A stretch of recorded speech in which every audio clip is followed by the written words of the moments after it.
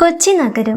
പകൽ മുഴുവൻ നീണ്ടുനിന്ന തിരക്കുകൾക്കും ബഹളങ്ങൾക്കും ശേഷം പതിയെ ആ നഗരം ഒരു ഗാഢനിദ്രയിലേക്ക് വഴുതി വീഴുകയാണ്. തെരുവു വിളക്കുകൾ മഴവിൽ നിറങ്ങളിൽ റോഡിലെ വെള്ളക്കെട്ടുകളിൽ പ്രതിഫലിക്കുന്നുണ്ട്. സമയം അർദ്ധരാത്രി 12 മണി കഴിഞ്ഞിരിക്കുന്നു. നഗരം ശാന്തമാണെങ്കിലും MG റോഡിലെ ആ കൂറ്റൻ വീടിന്റെ 3-ാം നിലയിലെ മുറിയിൽ അപ്പോഴും വെളിച്ചം അണഞ്ഞിരുന്നില്ല. പുറത്ത് നല്ല മഴയാണ്. മഴയുടെയും ഇടിയുടെയും ശബ്ദത്തെ വെല്ലുന്ന രീതിയിൽ ആ മുറിയിൽ അസാധാരണമായ ഒരു നിശബ്ദത തളം കെട്ടി നിന്നു. പക്ഷേ ആ നിശബ്ദതയ്ക്ക് വല്ലാത്തൊരു പ്രത്യേകതയുണ്ടായിരുന്നു. എന്തൊക്കെയോ വികാരങ്ങൾ ഒരുമിച്ച് നിറഞ്ഞു നിൽക്കുന്നത് പോലെ. ആ വിശാലമായ മുറിയിൽ ഗ്ലാസ് വിൻഡോയ്ക്ക് അഭിമുഖമായി ബീൻ ബാഗിൽ ഇരിക്കുകയായിരുന്നു ആര്യൻ. വെറും 30 വയസ്സ് മാത്രം പ്രായമുള്ള ഒരു യുവ വ്യവസായി. പക്ഷേ ആ മുഖത്തെ ഗൗരവം വർഷങ്ങളുടെ അനുഭവസമ്പത്തുള്ള ഒരു വൃദ്ധന്റേതിന് തുല്യമായിരുന്നു. ആ മുറിയിലാകെ ആരെയും മയക്കുന്ന, എന്നാൽ യാതൊരു അസ്വസ്ഥതയും ഉണ്ടാക്കാത്ത ഒരു നേർത്ത സുഗന്ധം പടർന്നിരുന്നു. അത് ആര്യൻ തന്നെ വികസിപ്പിച്ചെടുത്ത ലോകപ്രശസ്തമായ നിർവാണ എന്ന സുഗന്ധദ്രവ്യത്തിന്റെ ഗന്ധമായിരുന്നു. ആ സുഗന്ധം വായുവിൽ അലിഞ്ഞു ചേർന്ന് ആ മുറിയിൽ ഒരു മായാലോകം തന്നെ തീർത്തിരുന്നു. അവന്റെ മുറിയിലെ ആ വലിയ മേശപ്പുറത്ത് 100 കോടിയുടെ പുതിയൊരു കരാർ രേഖ ഇരിപ്പുണ്ട്. ആഗോള വിപണിയിലേക്ക് തന്റെ സാമ്രാജ്യം വ്യാപിപ്പിക്കാൻ പോകുന്ന ആ ഉടമ്പടിയിൽ ഒപ്പിടാൻ വേണ്ടിയുള്ള പേനയും അതിനരികിലുണ്ട്. 100 കോടി. പലർക്കും സങ്കല്പിക്കാൻ പോലും കഴിയാത്ത അത്രയും വലിയൊരു തുക. പക്ഷേ ആര്യന്റെ കണ്ണുകൾ ആ മുദ്രപത്രത്തിലായിരുന്നില്ല. അവന്റെ നോട്ടം ജനൽച്ചില്ലിലൂടെ പുറത്തെ കറുത്ത ഇരുട്ടിൽ തങ്ങി നിന്നു. മഴത്തുള്ളികൾ ആ ജനൽച്ചില്ലുകളിൽ തട്ടി താഴേക്കൊലിച്ചിറങ്ങി. അവനൊന്ന് തിരിഞ്ഞു നോക്കി. അവന്റെ നോട്ടം ആ ഫയലിൽ എത്തി നിന്നു. അതിലേക്ക് തന്നെ നോക്കിയിരിക്കെ അവന്റെ കണ്ണുകൾ നിറഞ്ഞൊഴുകി. അവന്റെ ചിന്തകൾ അവനെ മറ്റൊരു ലോകത്തേക്ക് കൊണ്ടുപോയി. 12 വർഷം മുൻപ് ഇതേ കൊച്ചിയിലെ റെയിൽവേ സ്റ്റേഷനിലെ പ്ലാറ്റ്ഫോമിൽ മഴയത്ത് ചുരുണ്ടുകൂടി കിടന്ന ആ പഴയ 18കാരനിലേക്ക് അവന്റെ മനസ്സ് സഞ്ചരിച്ചു. അന്ന് കയ്യിലുണ്ടായിരുന്ന ബാഗിലെ അച്ഛൻ്റെ ഡയറിയും പേഴ്സും പിന്നെ മുത്തശ്ശൻ്റെ ആ പഴയ പുസ്തകവും അവൻ ഇന്നും അവൻ്റെ അലമാരയിൽ അത്രമേൽ ഭദ്രമായി സൂക്ഷിച്ചു വെച്ചിട്ടുണ്ട്. ആഡംബരത്തിൻ്റെ ഈ നടുവിലും ആ പഴയ പട്ടിണിക്കാലത്തെ മഴയുടെ മണം ഇപ്പോഴും അവനെ വേട്ടയാടിക്കൊണ്ടിരുന്നു. ഇന്ന് അവൻ ജയിച്ചിരിക്കുന്നു. പക്ഷേ ആ വിജയത്തിലേക്ക് എത്തുവാൻ എന്തെല്ലാം സഹിക്കേണ്ടി വന്നുവെന്നും എത്ര കണ്ണീരൊഴുക്കേണ്ടി വന്നുവെന്നും അവൻ ഓർത്തുപോയി. അവൻ പതിയെ കസേരയിൽ നിന്ന് എഴുന്നേറ്റ് ജനലിനോരം ചെന്നു നിന്നു. പുറത്ത് മഴ ഒന്നുകൂടി ശക്തി പ്രാപിച്ചിരിക്കുന്നു. ജനൽ ചില്ലുകളിൽ തട്ടിത്തെറിക്കുന്ന ഓരോ മഴത്തുള്ളിയും അവന് വെറുമൊരു കാഴ്ച മാത്രമായിരുന്നില്ല. അത് അവൻ്റെ ഓർമ്മകളുടെ ചില്ലുകളിൽ വന്നു പതിക്കുന്ന ഓരോരോ നോവുകളായിരുന്നു. ആ വെള്ളത്തുള്ളികൾ ജനൽച്ചില്ലിലൂടെ താഴേക്ക് ഒലിച്ചിറങ്ങുന്നതിനോടൊപ്പം തൻ്റെ ജീവിതത്തിൽ നിന്ന് ഒഴുകിപ്പോയ ആ പഴയ കാലത്തെ അവൻ വീണ്ടും വെറുതെ ഒന്ന് ഓർത്തു നോക്കി. 12 വർഷങ്ങൾക്കും അപ്പുറമുള്ള കറുത്തിരുണ്ട ഒരു രാത്രി. ഇന്ന് കാലം ഒരുപാട് മാറിയിരിക്കുന്നു. പക്ഷേ അന്നത്തെ ആ രാത്രിയുടെ തണുപ്പ് ഇന്നും അവൻ്റെ അസ്ഥികളിൽ തുളച്ചു കയറുന്നുണ്ട്. അന്ന് അവന് പ്രായം വെറും 18. സ്വപ്നങ്ങൾ കണ്ടു തുടങ്ങേണ്ട പ്രായത്തിൽ സ്വപ്നങ്ങളുടെ ലോകം മുഴുവൻ തൻ്റെ തലയ്ക്ക് മുകളിൽ തകർന്നു വീണത് അവൻ അറിഞ്ഞ രാത്രി. എല്ലാം തകർത്തെറിഞ്ഞ വിധിയുടെ ക്രൂരതയ്ക്ക് ഇരയായ ആ പഴയ 18കാരൻ. ജനിച്ചു വളർന്ന വീട്ടിൽ നിന്നും ഇറങ്ങി വാടക വീട്ടിലേക്ക് മാറുമ്പോൾ അമ്മയും അനിയത്തിയും ചലനശേഷിയില്ലാതെ കണ്ണുകൾ മാത്രം അനക്കാൻ പറ്റുന്ന അച്ഛനു മാത്രമേ അവന് സ്വന്തമെന്ന് പറയാൻ ഉണ്ടായിരുന്നുള്ളൂ. അവരെ വാടക വീട്ടിലാക്കി സ്വന്തം നാടും വീടും ഉപേക്ഷിച്ച് പടിയിറങ്ങേണ്ടി വന്ന ആ രാത്രി. കയ്യിൽ ആകെയുണ്ടായിരുന്നത് 2000 രൂപയാണ്. വീട് വിറ്റ് ബാങ്കിൽ പണം അടച്ചു. പലിശക്കാർക്കെല്ലാം കൊടുക്കാനുള്ളത് കൊടുത്തു തീർക്കുകയും ചെയ്തു. ആ 2 വലിയ ഭാരം തലയിൽ നിന്നൊഴിഞ്ഞപ്പോഴാണ് അവന് ചെറിയൊരു സമാധാനം വന്നത്. എങ്കിലും അപ്പോഴും തങ്ങളുടെ വീട് നഷ്ടമായി എന്നോർത്തപ്പോൾ അവന് വല്ലാതെ വേദനിച്ചു. എങ്കിലും ഇനി പണത്തിൻ്റെ പേരും പറഞ്ഞ് ആരും തങ്ങളുടെ സമാധാനം കളയാനായി വരില്ലല്ലോ എന്ന് പറഞ്ഞ് അവൻ ആ വിഷമത്തെ ചെറുതാക്കാനായി ശ്രമിച്ചു. ബാങ്കിലെ ലോണും പലിശയ്ക്ക് വാങ്ങിയ പണവും കൊടുത്തു കഴിഞ്ഞപ്പോഴേക്കും പിന്നെ കയ്യിൽ മിച്ചമൊന്നും എടുക്കാൻ ഉണ്ടായിരുന്നില്ല. ബാക്കിയുള്ള പൈസയ്ക്ക് ചെറിയൊരു വീട് വാടകയ്ക്കെടുത്തു. പിന്നെയുള്ള പണം അച്ഛൻ്റെ മരുന്നിനും വീട്ടുചെലവിനും വേണ്ടി മാറ്റിവെച്ചു. 2 മാസം കഷ്ടിച്ച് പിടിച്ചു നിൽക്കാനുള്ള പണം ഉണ്ടാകും അത്. അതുകൊണ്ട് തന്നെ വീട്ടിൽ നിന്നും ഇറങ്ങുമ്പോൾ അമ്മ ഒത്തിരി നിർബന്ധിച്ചെങ്കിലും 2000 രൂപ മാത്രമേ അവൻ എടുത്തുള്ളൂ. അത് കഴിയുമ്പോഴേക്കും എന്തെങ്കിലും ഒരു വരുമാനം ഉണ്ടാക്കിയെടുത്തേ പറ്റൂ. കുടുംബത്തെ താങ്ങി നിർത്താനായി ഒരു ജോലി അന്വേഷിച്ച് വീട് വിറ്റതിൽ ബാക്കിയുള്ള 2000 രൂപയുമായി കൊച്ചിയിലേക്ക് വണ്ടി കയറി. ഒരു തുണയ്ക്ക് ആരെങ്കിലും ഉണ്ടാകുമോ എന്ന് ചുറ്റിലും ഭയത്തോടെ നോക്കിയ ആ കണ്ണുകൾ ഇന്നും അവൻ്റെ ഉള്ളിലുണ്ട്. അന്ന് മഴ നനയാതിരിക്കാൻ എറണാകുളം റെയിൽവേ സ്റ്റേഷനിലെ പ്ലാറ്റ്ഫോമിൽ ഒരു മൂലയ്ക്ക് കസേരയിൽ ചുരുണ്ടുകൂടി കിടക്കുമ്പോൾ താൻ എന്നെങ്കിലും ഇത്രയും ഉയരത്തിൽ എത്തുമെന്ന് അവൻ സ്വപ്നത്തിൽ പോലും കരുതിയിരുന്നില്ല. ജനൽച്ചില്ലിലെ തൻ്റെ പ്രതിബിംബത്തിലേക്ക് അവനൊന്ന് നോക്കി. വില കൂടിയ വസ്ത്രം ധരിച്ച് ആത്മവിശ്വാസം തുടിക്കുന്ന മുഖവുമുള്ള ഈ മനുഷ്യനുള്ളിൽ ഇന്നും ആ പഴയ പട്ടിണിക്കാരൻ പയ്യൻ ഒളിച്ചിരിപ്പുണ്ടെന്ന് അവന് തന്നെ തോന്നിപ്പോയി. ആ രാത്രിയിൽ തെരുവ് വിളക്കിൻ്റെ ചുവട്ടിൽ നിന്ന് കരഞ്ഞ ആ പയ്യനാണ് ഇന്നത്തെ ഈ കോടീശ്വരൻ്റെ അടിത്തറ. ചുറ്റുമുള്ള ഈ വെളിച്ചത്തിനിടയിലും ആ പഴയ ഇരുട്ടിനെ അവൻ ഇന്നും ഓർക്കുന്നു. കാരണം ആ ഇരുട്ടാണ് പ്രകാശത്തിലേക്ക് നടക്കാൻ അവനെ പഠിപ്പിച്ചത്.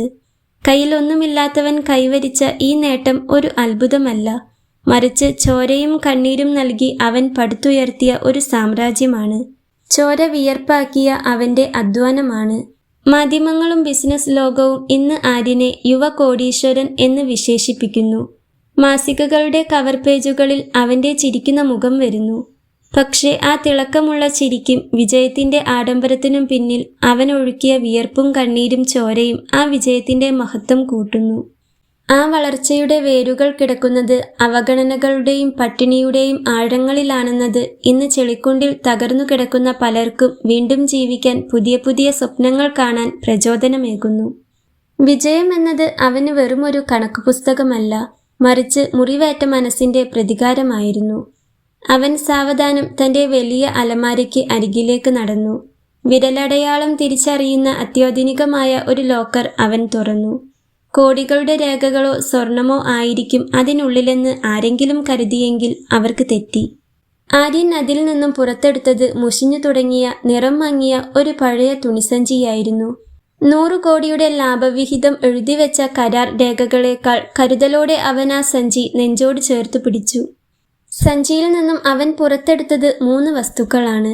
കാലപ്പഴക്കം കൊണ്ട് താളുകൾ മുഷിഞ്ഞ ഒരു ഡയറിയും അതിലും പഴകിയ ഒരു പുസ്തകവും പിന്നെ ഒരു പേഴ്സും. ഇന്നത്തെ കാലത്ത് ആർക്കും വേണ്ടാത്ത 3 പാഴ് വസ്തുക്കൾ.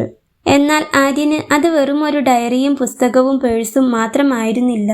തൻ്റെ എല്ലാ വേദനകളിലും തകർച്ചകളിലും തന്നെ പിടിച്ചെഴുന്നേൽപ്പിച്ചിരുന്നത് അതായിരുന്നു. അച്ഛൻ തന്നോട് സംസാരിച്ചിരുന്നത്, ധൈര്യം തന്നത് അതിലൂടെയായിരുന്നു. ഇന്ന് തൻ്റെ ഉടമസ്ഥതയിലുള്ള വിദേശ നിർമ്മിത കാറുകളേക്കാളും നഗരമധ്യത്തിലെ ഈ കൂറ്റൻ കെട്ടിടത്തെക്കാളും വിലയേറിയത് ഈ പഴയ സഞ്ചിയിലെ ഓർമ്മകളാണെന്ന് അവൻ വേദനയോടെ ഓർത്തു. തൻ്റെ അച്ഛൻ്റെ സ്വപ്നങ്ങളും പ്രതീക്ഷകളും ഉണ്ടായിരുന്നു ആ ഡയറിയിൽ. ജീവനും ജീവിതവും ഉണ്ടായിരുന്നു ആ പേഴ്സിൽ. അവൻ ആ പേഴ്സ് തുറന്നു നോക്കി. അതിലൊരു കുടുംബ ഫോട്ടോ ഉണ്ടായിരുന്നു. അച്ഛനും അമ്മയും ഒരു മോനും മോളും. അവൻ ആ ഫോട്ടോയിലൂടെ പതിയെ വിരലോടിക്കുമ്പോൾ അവൻ്റെ നെഞ്ച് പിടയുന്നുണ്ടായിരുന്നു. കണ്ണുകൾ നിറഞ്ഞൊഴുകി കണ്ണുനീർ തുള്ളികൾ അതിൽ വന്നു വീണു. അനക്കമില്ലാതെ കട്ടിലിൽ കിടന്നിരുന്ന അച്ഛനെയും അത് കണ്ട് നിലവിളിച്ച് കരയുന്ന അമ്മയെയും അനിയത്തിയെയും ഓർമ്മ വന്നതും അച്ഛ എന്നൊരു കരച്ചിൽ അവൻ്റെ തൊണ്ടക്കുഴിയിൽ നിന്നും പുറത്തേക്ക് വന്നു. വിറയ്ക്കുന്ന വിരലുകൾ കൊണ്ട് ആര്യൻ ആ ഡയറിയുടെ ആദ്യ പേജ് മറിച്ചു. മഷി പടർന്ന് മങ്ങിത്തുടങ്ങിയ അക്ഷരങ്ങൾ. ഇന്ന് ഞാൻ വല്ലാതെ വേദനിച്ചു. എല്ലാവരും വഴക്ക് പറഞ്ഞപ്പോൾ അത് നോക്കി നിന്ന എൻ്റെ മോൻ്റെ മുഖം. അത് മനസ്സിൽ നിന്ന് മായുന്നില്ല. ദേവകിക്കും എൻ്റെ മക്കൾക്കും വേണ്ടി ജീവിക്കണം. എൻ്റെ ഒരു ബുദ്ധിമോശം കൊണ്ട് എൻ്റെ ഭാര്യയ്ക്കും മക്കൾക്കും നഷ്ടപ്പെട്ടതെല്ലാം എനിക്ക് അവർക്ക് തിരിച്ചു കൊടുക്കണം. അറിയാം, മുൻപോട്ടുള്ള ജീവിതം അല്പം പ്രയാസമുള്ളതായിരിക്കും. ഒത്തിരി കഷ്ടപ്പെടേണ്ടി വരും. എങ്കിലും തകർന്നു പോകരുത്, തളർന്നു പോകരുത്. ലോകം നമ്മളെ തോൽപ്പിക്കാൻ ശ്രമിക്കുമ്പോൾ തിരിച്ചു പൊരുതേണ്ടത് പക കൊണ്ടല്ല, സ്വയം വിജയിച്ചുകൊണ്ടാകണം. പണ്ട് എൻ്റെ അമ്മയും അച്ഛനും ഞങ്ങളും മക്കൾക്ക് പറഞ്ഞു തന്നിട്ടുണ്ട്, സഹായിക്കാൻ നിനക്ക് പ്രാപ്തിയുള്ളപ്പോൾ അതിന് യോഗ്യന്മാരായിരിക്കുന്നവർക്ക് അത് നിഷേധിക്കരുതെന്ന്. അങ്ങനെയാണ് അവർ ഞങ്ങളെ പഠിപ്പിച്ചത്. അതേ ചെയ്തിട്ടുള്ളൂ. എന്നിട്ടും തോറ്റുപോയി.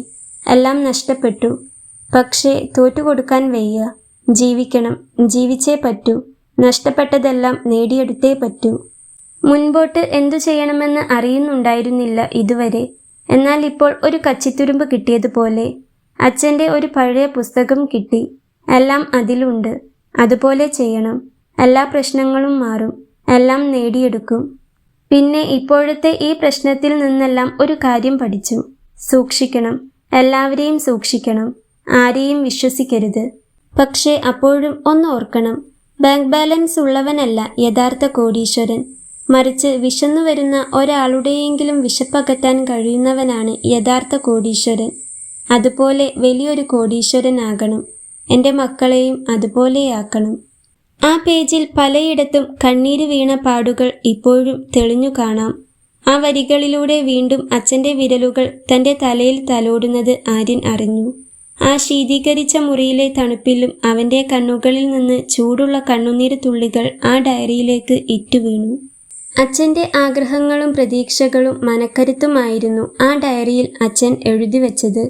തളർന്നു പോകുന്നുവെന്ന് തോന്നുമ്പോഴൊക്കെയും അവൻ അതെടുത്ത് വായിക്കും. അച്ഛന് പറയാനുള്ളതെല്ലാം അച്ഛൻ അതിൽ എഴുതി വച്ചിരുന്നു. അച്ഛൻ എന്ന ആ ധൈര്യത്തിലൂടെയാണ് അവൻ മുൻപോട്ട് നടന്നത്, ഇന്ന് ഈ കാണുന്ന നിലയിലെത്തിയത്. 12 വർഷങ്ങൾക്ക് മുൻപുള്ള പാലക്കാടൻ ഗ്രാമം. പച്ചപ്പ് നിറഞ്ഞ വയലും പാടവും മലനിരകളും നിറഞ്ഞ ആ ശാന്തമായ ഇടമായിരുന്നു അന്ന് ആര്യൻ്റെ ലോകം. അച്ഛൻ വിശ്വനാഥൻ, അമ്മ ദേവകി, അനിയത്തി മാളു എന്ന മാളവിക. ഇതായിരുന്നു ആര്യൻ്റെ ലോകം. വിശ്വനാഥൻ വെറും ഒരു സ്കൂൾ അധ്യാപകൻ മാത്രമായിരുന്നില്ല. ആ ഗ്രാമത്തിലെ എല്ലാവർക്കും തന്നെക്കൊണ്ട് ആകുന്നത് പോലെ നന്മയും സഹായവും ചെയ്യുന്ന മാതൃകയായ ഒരു പാവം മനുഷ്യനായിരുന്നു. കയ്യിൽ ഒത്തിരി പണമില്ലായിരുന്നെങ്കിലും ആർക്കും മുന്നിലും തലകുനിക്കാത്ത ആത്മാഭിമാനമായിരുന്നു അദ്ദേഹത്തിൻ്റെ ഏറ്റവും വലിയ സമ്പാദ്യം. പക്ഷേ ആ നന്മ തന്നെയാണ് അദ്ദേഹത്തിന് വിനയായതും. ഒരു ഉറ്റ ബന്ധുവിനെ സഹായിക്കാൻ വേണ്ടി അയാൾ കരഞ്ഞു കാലു പിടിക്കുന്ന വിധം സഹായം ചോദിച്ചപ്പോൾ തലമുറകളായി കൈമാറി വന്ന തൻ്റെ വീടും പുരയിടവും ബാങ്കിൽ ജാമ്യം വെച്ച് അദ്ദേഹം ലോണെടുത്തു.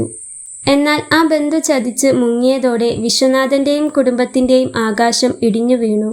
തൻ്റെ വീടിനുമേൽ ബാങ്കിൻ്റെ അവകാശവാദങ്ങൾ ഉയർന്നപ്പോൾ ആ മനുഷ്യൻ അന്ന് ആദ്യമായി പതറിപ്പോയി. ദിവസങ്ങൾ കടന്നു പോകുന്തോറും വീടിൻ്റെ ഉമ്മറത്ത് ബാങ്ക് ഉദ്യോഗസ്ഥരുടെ ബഹളങ്ങൾ പതിവായി. അതിലും ക്രൂരമായിരുന്നു നാട്ടിലെ പലിശക്കാരുടെ ഇടപെടലുകൾ. തൽക്കാലം ഒന്ന് പിടിച്ചു നിൽക്കാനായി ബാങ്കിൽ പലിശയടയ്ക്കാനായി വാങ്ങിയതായിരുന്നു ആ പണമൊക്കെ. അവർക്ക് അക്ഷരങ്ങൾ പറഞ്ഞു കൊടുക്കുന്ന ഒരു അധ്യാപകന്റെ അന്തസ്സോ നന്മ നിറഞ്ഞൊരു മനസ്സോ ഒന്നും വിഷയമായിരുന്നില്ല. ഒരു വൈകുന്നേരം സ്കൂളിലെ ജോലി കഴിഞ്ഞ് തളർന്നു മടങ്ങി വരികയായിരുന്നു വിശ്വനാഥൻ. നാട്ടുകാർ നോക്കി നിൽക്കെ ഒരു പറ്റം പലിശക്കാർ അദ്ദേഹത്തെ വഴിയിൽ തടഞ്ഞു നിർത്തി. പരുഷമായ വാക്കുകൾ കൊണ്ടും ആംഗ്യങ്ങൾ കൊണ്ടും അവർ അദ്ദേഹത്തെ നടു റോഡിലിട്ട് വിചാരണ ചെയ്തു. ഒരു സാധാരണ മനുഷ്യൻ അനുഭവിക്കാവുന്ന ഏറ്റവും വലിയ അപമാനം. അന്ന് തൻ്റെ അച്ഛൻ്റെ കണ്ണുകളിൽ കണ്ട നിസ്സഹായാവസ്ഥ ആര്യൻ ദൂരെ നിന്ന് നോക്കി നിൽക്കുകയായിരുന്നു. തൻ്റെ കരുത്തായിരുന്ന അച്ഛൻ മറ്റുള്ളവർക്ക് മുന്നിൽ കൈകൂപ്പി നിൽക്കുന്നത് കണ്ട ആ 18കാരൻ്റെ ഉള്ളിൽ ഒരു കടൽ ഇരമ്പി. നെഞ്ചു പിടഞ്ഞു. ഒരു അഗ്നി തന്നെ കത്തിപ്പടരാൻ തുടങ്ങി. അവൻ അച്ഛനരികിലേക്ക് ഓടിച്ചെന്നു. അയാൾ മകനെ ചേർത്ത് പിടിച്ചു നിൽക്കുമ്പോൾ ഇനിയൊരു താക്കീത് ഉണ്ടാവില്ലെന്നു കൂടി പറഞ്ഞ് അവർ അവിടെ നിന്ന് പോകുമ്പോൾ ആളുകളെല്ലാം ദയനീയമായി ആ അച്ഛനെയും മകനെയും നോക്കി നിന്നുപോയി. എല്ലാവർക്കും അറിയാമായിരുന്നു അയാൾ മനസ്സലിഞ്ഞ് ഒരാളെ സഹായിച്ചതാണ് ഇതിനെല്ലാം കാരണമെന്ന്. അതുകൊണ്ട് തന്നെ നാട്ടുകാർക്കെല്ലാം അയാളോട് സഹതാപമായിരുന്നു തോന്നിയിരുന്നത്. അപമാനഭാരത്താൽ തകർന്നു പോയ വിശ്വനാഥൻ മകനോട് വീടെത്തുന്നതുവരെ ഒരക്ഷരം പറഞ്ഞില്ല. അയാൾ വീട്ടിലേക്ക് മടങ്ങിയെത്തിയത് ജീവനില്ലാത്തതുപോലെയായിരുന്നു. ആര്യനും ആകെ തകർന്നു പോയിരുന്നു. ഭാര്യയുടെയോ മക്കളുടെയോ മുഖത്തേക്ക് നോക്കാൻ അയാൾക്ക് കഴിഞ്ഞില്ല. അയാൾ ഒന്നും മിണ്ടാതെ തൻ്റെ മുറിയിലേക്ക് കയറിപ്പോയി. ആകെ തകർന്നുപോയ അവസ്ഥയിൽ മുറിയിലേക്ക് കയറിപ്പോയ അച്ഛനെ കണ്ട് അമ്മ ആര്യനോട് കാര്യമെന്തെന്ന് തിരക്കി. ആര്യൻ എങ്ങനെയൊക്കെയോ നടന്ന കാര്യങ്ങൾ അമ്മയോട് പറഞ്ഞു. പറയുമ്പോൾ അവൻ്റെ കണ്ണുകൾ നിറഞ്ഞൊഴുകിയിരുന്നു. കൂട്ടത്തിൽ ഇനിയെങ്കിലും സ്വന്തം കിടപ്പാടം ഇല്ലാതാക്കി ഇതുപോലെ ആരെയും സഹായിക്കാൻ പോകരുതെന്ന് പറയുകയും ചെയ്തു. അവൻ്റെ മനസ്സ് വല്ലാതെ അസ്വസ്ഥമായിക്കൊണ്ടിരുന്നു. എങ്ങനെ ഇതിൽ നിന്നും പുറത്തു കടക്കുമെന്നറിയാതെ അവൻ നെറ്റിയൊഴിഞ്ഞു. ആ വീട്ടിലെ ആളുകൾ ശ്വാസമടക്കി നിന്നതുപോലെ ആ വീടും ചുറ്റുപാടും പോലും നിശ്ചലമായി നിന്നുപോയി. പതിവായി മക്കളോട് അന്നത്തെ വിശേഷങ്ങൾ പറഞ്ഞു കൊടുക്കുന്ന, അമ്മയോട് തമാശകൾ പറയുന്ന ആ ശബ്ദം അന്ന് അവിടെ കേട്ടില്ല. ആര്യൻ അച്ഛൻ്റെ മുറിയുടെ വാതിലിനു മുൻപിൽ കുറേ നേരം നിന്നു. കതകിൽ തട്ടി വിളിച്ച് അച്ഛനോട് എന്തെങ്കിലും സംസാരിച്ച് അച്ഛന് ധൈര്യം കൊടുക്കണമെന്ന് തോന്നിയെങ്കിലും അച്ഛൻ്റെ മൗനത്തെ ശല്യപ്പെടുത്താൻ അവന് ധൈര്യം വന്നില്ല. നാളെയാവട്ടെ എന്നു കരുതി അവൻ മുറിയിലേക്ക് നടന്നു. എന്നാൽ ആ സമയം വിധി കാത്തുവച്ചിരുന്നത് അതിൻ്റെ ഏറ്റവും ക്രൂരമായ മുഖമായിരുന്നുവെന്ന് അവൻ അറിഞ്ഞില്ല. അന്നത്തെ ആ രാത്രിക്ക് പതിവില്ലാത്ത ഒരു കനമുണ്ടായിരുന്നു. മുറിക്കുള്ളിൽ നിന്ന് ഒരു ശബ്ദം പോലും പുറത്തേക്ക് വന്നില്ല. ഫാനും നോക്കിക്കിടന്നിരുന്ന അയാളുടെ ചിന്തകൾ പലയിടങ്ങളിലൂടെ പാഞ്ഞു. താൻ സ്നേഹിച്ചവരും വിശ്വസിച്ചവരും നൽകിയ ചതിയുടെ മുറിവുകൾ ആ മനുഷ്യന്റെ ഹൃദയത്തെ അത്രമേൽ വേദനിപ്പിച്ചിരുന്നു. പക്ഷേ ആ വേദനയെയും മറികടക്കുവാൻ കഴിയുമെന്ന് അയാൾ പ്രതീക്ഷിച്ചു, വിശ്വസിച്ചു. അതിനുള്ളൊരു കച്ചിത്തുരുമ്പ് അയാൾക്ക് കിട്ടിയിരുന്നു. അയാളുടെ അച്ഛൻ്റെ ഒരു പഴയ പുസ്തകം. എന്തൊക്കെയോ നാട്ടുമരുന്നുകളുടെയും ചില സുഗന്ധദ്രവ്യങ്ങളുടെയൊക്കെയും കൂട്ട് എഴുതി വെച്ചൊരു പുസ്തകം. ആ ചെറിയ ടേബിൾ ലാമ്പിൻ്റെ വെളിച്ചത്തിൽ ഇനി വരാൻ പോകുന്നത് എന്തൊക്കെയാണെന്നറിയാതെ അയാൾ ആ ഡയറിയിൽ എന്തൊക്കെയോ കുറിച്ചു വെച്ചു. ആ പേജിൽ പലയിടത്തും അയാളുടെ കണ്ണുകൾ നിറഞ്ഞൊഴുകി നീർത്തുള്ളികൾ ഇറ്റുവീണു. പേഴ്സിൽ വെച്ചിരുന്ന തൻ്റെ ഭാര്യയുടെയും 2 മക്കളുടെയും ഫോട്ടോയിൽ അയാൾ നിറക്കണ്ണുകളോടെ ചുണ്ടമർത്തി. കട്ടിലിൽ കിടക്കുന്ന ഭാര്യയെ നോക്കിയപ്പോൾ ആള് നല്ല ഉറക്കത്തിലാണ്. കിടക്കുന്നതിനു മുൻപ് ഒത്തിരി കരഞ്ഞിരുന്നു. കരഞ്ഞു കരഞ്ഞ് തളർന്നു കിടന്ന് ഉറങ്ങിപ്പോയതാവും. പാവം, അയാൾക്ക് അവരോട് വല്ലാത്ത സ്നേഹവും കുറ്റബോധവും തോന്നി. ഡയറിയും പേഴ്സും കൂട്ടത്തിൽ തൻ്റെ അച്ഛൻ്റെ പഴയ പുസ്തകവും മേശവലിപ്പിൽ വെച്ച ശേഷം നിറഞ്ഞൊഴുകിയ കണ്ണുകൾ അമർത്തി തുടച്ചുകൊണ്ട് അയാൾ പുതിയൊരു പ്രതീക്ഷയോടെ ഭാര്യയ്ക്ക് അരികിൽ വന്നു കിടന്നു. ഒരു കുടുംബത്തിൻ്റെ സന്തോഷങ്ങളിലേക്കുള്ള വാതിൽ അടയുകയാണെന്നും പിറ്റേന്ന് പുലരാൻ പോകുന്നത് തങ്ങളുടെ ജീവിതത്തിലെ ഏറ്റവും കറുത്ത പ്രഭാതമാണെന്നും ആ സമയം ആരും അറിഞ്ഞില്ല. പിറ്റേന്ന് പുലർച്ചെ ഗ്രാമം ഉണർന്നു തുടങ്ങിയതേയുള്ളൂ. കിളികളുടെ പാട്ടിന് പകരം ആര്യൻ്റെ കാതുകളിൽ പതിച്ചത് ലോകം തകർന്നു വീഴുന്നതുപോലെയുള്ള തൻ്റെ അമ്മയുടെ നിലവിളിയായിരുന്നു. ആ വിളിയിൽ ഒരു ആയുസ്സിൻ്റെ മുഴുവൻ വേദനയും ഭയവും അലിഞ്ഞു ചേർന്നിരുന്നു. പരിഭ്രമത്തോടെ ഓടിച്ചെന്ന ആര്യൻ കണ്ടത് തുറന്നുകിടക്കുന്ന ആ മുറിക്കുള്ളിൽ തൻ്റെ കരുത്തായിരുന്ന അച്ഛൻ ബോധമില്ലാതെ ബെഡിൽ കിടക്കുന്നതാണ്. അത് കണ്ടപ്പോൾ ആര്യൻ്റെ ഉള്ളിലെ ലോകം തന്നെ നിശ്ചലമായിപ്പോയി. സ്നേഹിച്ചവർ ചതിച്ചപ്പോഴും പലിശക്കാർ തെരുവിൽ അപമാനിച്ചപ്പോഴും തളരാത്ത ആ മനസ്സ് ഇപ്പോൾ ഇതാ തളർന്നിരിക്കുന്നു. അവൻ അച്ഛനെ തട്ടി വിളിച്ചു. യാതൊരു അനക്കവുമില്ല. മൂക്കിൽ കൈവച്ചു നോക്കിയപ്പോൾ ശ്വാസമുണ്ട്, നെഞ്ചിൽ മിടിപ്പും. അവന് ആശ്വാസം തോന്നി. പക്ഷേ ആശ്വസിച്ചു നിൽക്കാൻ അവന് നേരമുണ്ടായിരുന്നില്ല. എത്രയും വേഗം അച്ഛനെ ഹോസ്പിറ്റലിൽ എത്തിക്കണം. അതിനുള്ള തിടുക്കമായിരുന്നു അവന്. അമ്മയുടെ നിലവിളി കേട്ട് അനിയത്തി മാളുവും ആ മുറിയിലേക്ക് ഓടിയെത്തി. നിശ്ചലനായി കിടക്കുന്ന അച്ഛനെ കണ്ട് അവൾ അച്ഛനെ കെട്ടിപ്പിടിച്ച് ഉറക്കെ കരഞ്ഞു. അമ്മ ദേവകിയുടെ നിലവിളി കേട്ട് നാട്ടുകാർ ഓടിക്കൂടി. എന്തോ കടുംകൈ ചെയ്ത് അരുതാത്തതെന്തോ സംഭവിച്ചെന്നാണ് അവർ കരുതിയത്. എല്ലാവരും ചേർന്ന് വിശ്വനാഥനെ ആദ്യം തൊട്ടടുത്തുള്ള താലൂക്ക് ആശുപത്രിയിലും പിന്നീട് അവിടെ നിന്ന് വിദഗ്ധ ചികിത്സയ്ക്കായി മെഡിക്കൽ കോളേജിലും എത്തിച്ചു. ഡോക്ടർമാരുടെ പരിശോധനയ്ക്ക് ശേഷം ആ വാർത്ത പുറത്തു വന്നു. കടുത്ത മാനസിക സമ്മർദ്ദം മൂലം ഉണ്ടായ മസ്തിഷ്കാഘാതം. വിശ്വനാഥന്റെ ശരീരം പൂർണ്ണമായും തളർന്നു പോയിരുന്നു. സംസാരിക്കാനുള്ള ശേഷിയും നഷ്ടപ്പെട്ടു. ജീവൻ നിലനിർത്താൻ കഴിഞ്ഞു. പക്ഷേ പഴയതുപോലെ നടക്കാനും സംസാരിക്കാനും വലിയ തോതിലുള്ള ഫിസിയോതെറാപ്പിയും വില കൂടിയ മരുന്നുകളും വേണം. അതിന് ലക്ഷങ്ങൾ ചിലവ് വരും. ഡോക്ടറുടെ വാക്കുകൾ ആര്യൻ്റെ നെഞ്ചിൽ ഒരു ഇടുത്തിയായിട്ടാണ് പതിച്ചത്. എങ്കിലും ഒരിറ്റ ജീവനോടെയെങ്കിലും തൻ്റെ അച്ഛനെ ദൈവം ബാക്കി തന്നല്ലോ എന്ന ആശ്വാസമായിരുന്നു. മുറിയിൽ വെച്ച് അച്ഛനെ അങ്ങനെ കണ്ടതു മുതൽ ഈ നിമിഷം വരെ തീയിലായിരുന്നു നിന്നിരുന്നത്. അപ്പോഴൊക്കെ ഏതു വിധത്തിലായാലും അച്ഛനെ ജീവനോടെ ഒന്ന് കിട്ടിയാൽ മതിയെന്ന പ്രാർത്ഥനയായിരുന്നു അവനും അമ്മയും ആളുവുമൊക്കെ. ആശുപത്രിയിൽ കിടക്കുമ്പോഴും ബാങ്കിൽ നിന്നും പലിശക്കാരിൽ നിന്നും ഭീഷണികൾ തുടർന്നു. ഒടുവിൽ കിട്ടുന്ന വിലയ്ക്ക് വീട് വിറ്റ് ബാങ്കിലെയും പലിശക്കാരുടെയും കടം തീർത്ത് ബാക്കി പൈസയ്ക്ക് അച്ഛനെ ചികിത്സിപ്പിക്കാമെന്ന് കരുതി. എന്നാൽ അതിനു മാത്രമുള്ള പണമൊന്നും കിട്ടിയില്ല. തങ്ങൾക്ക് അത്യാവശ്യമുള്ളതുകൊണ്ട് തന്നെ ന്യായമായ നല്ലൊരു തുക ആരും വീടിന് വില പറഞ്ഞില്ല. അവസാനം വേറെ നിവൃത്തിയില്ലാതെ കിട്ടിയ വിലയ്ക്ക് വീട് വിറ്റു. അച്ഛൻ ഹോസ്പിറ്റലിൽ ആയിരിക്കുമ്പോൾ തന്നെയാണ് അവർ വാടക വീട്ടിലേക്ക് മാറിയത്. വീട് മാറുമ്പോൾ സാധനങ്ങളെല്ലാം എടുത്തു വെക്കുമ്പോഴാണ് അവൻ മേശവലിപ്പിൽ അച്ഛൻ വെച്ചിരുന്ന ഡയറിയും പേഴ്സും പിന്നെ അതിൻ്റെ കൂടെ തന്നെ വെച്ചിരിക്കുന്ന ആ പുസ്തകവും കണ്ടത്.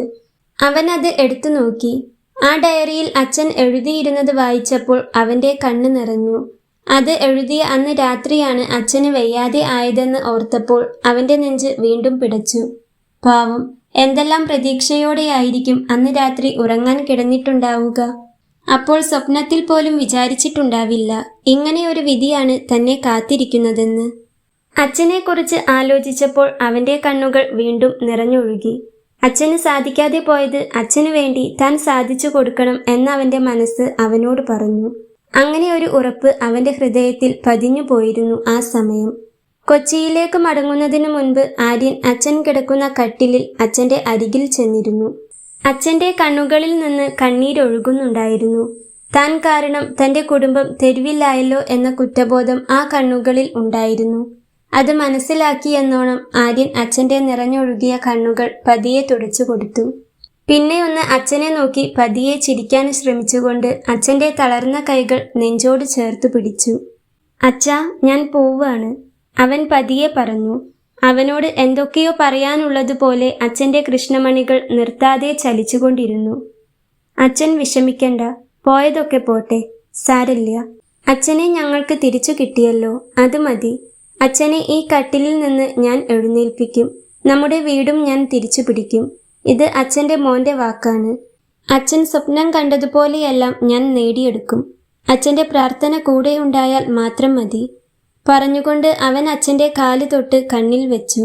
അച്ഛൻ അവനെ മനസ്സു നിറഞ്ഞ് അനുഗ്രഹിച്ചു. അവന് വേണ്ടി പ്രാർത്ഥിച്ചു. അവൻ അത് പറയുമ്പോൾ അതിൽ നിറഞ്ഞു നിന്ന ഉറപ്പ് അച്ഛന് മനസ്സിലായിരുന്നു. അയാളുടെ കണ്ണുകൾ വീണ്ടും നിറഞ്ഞൊഴുകി.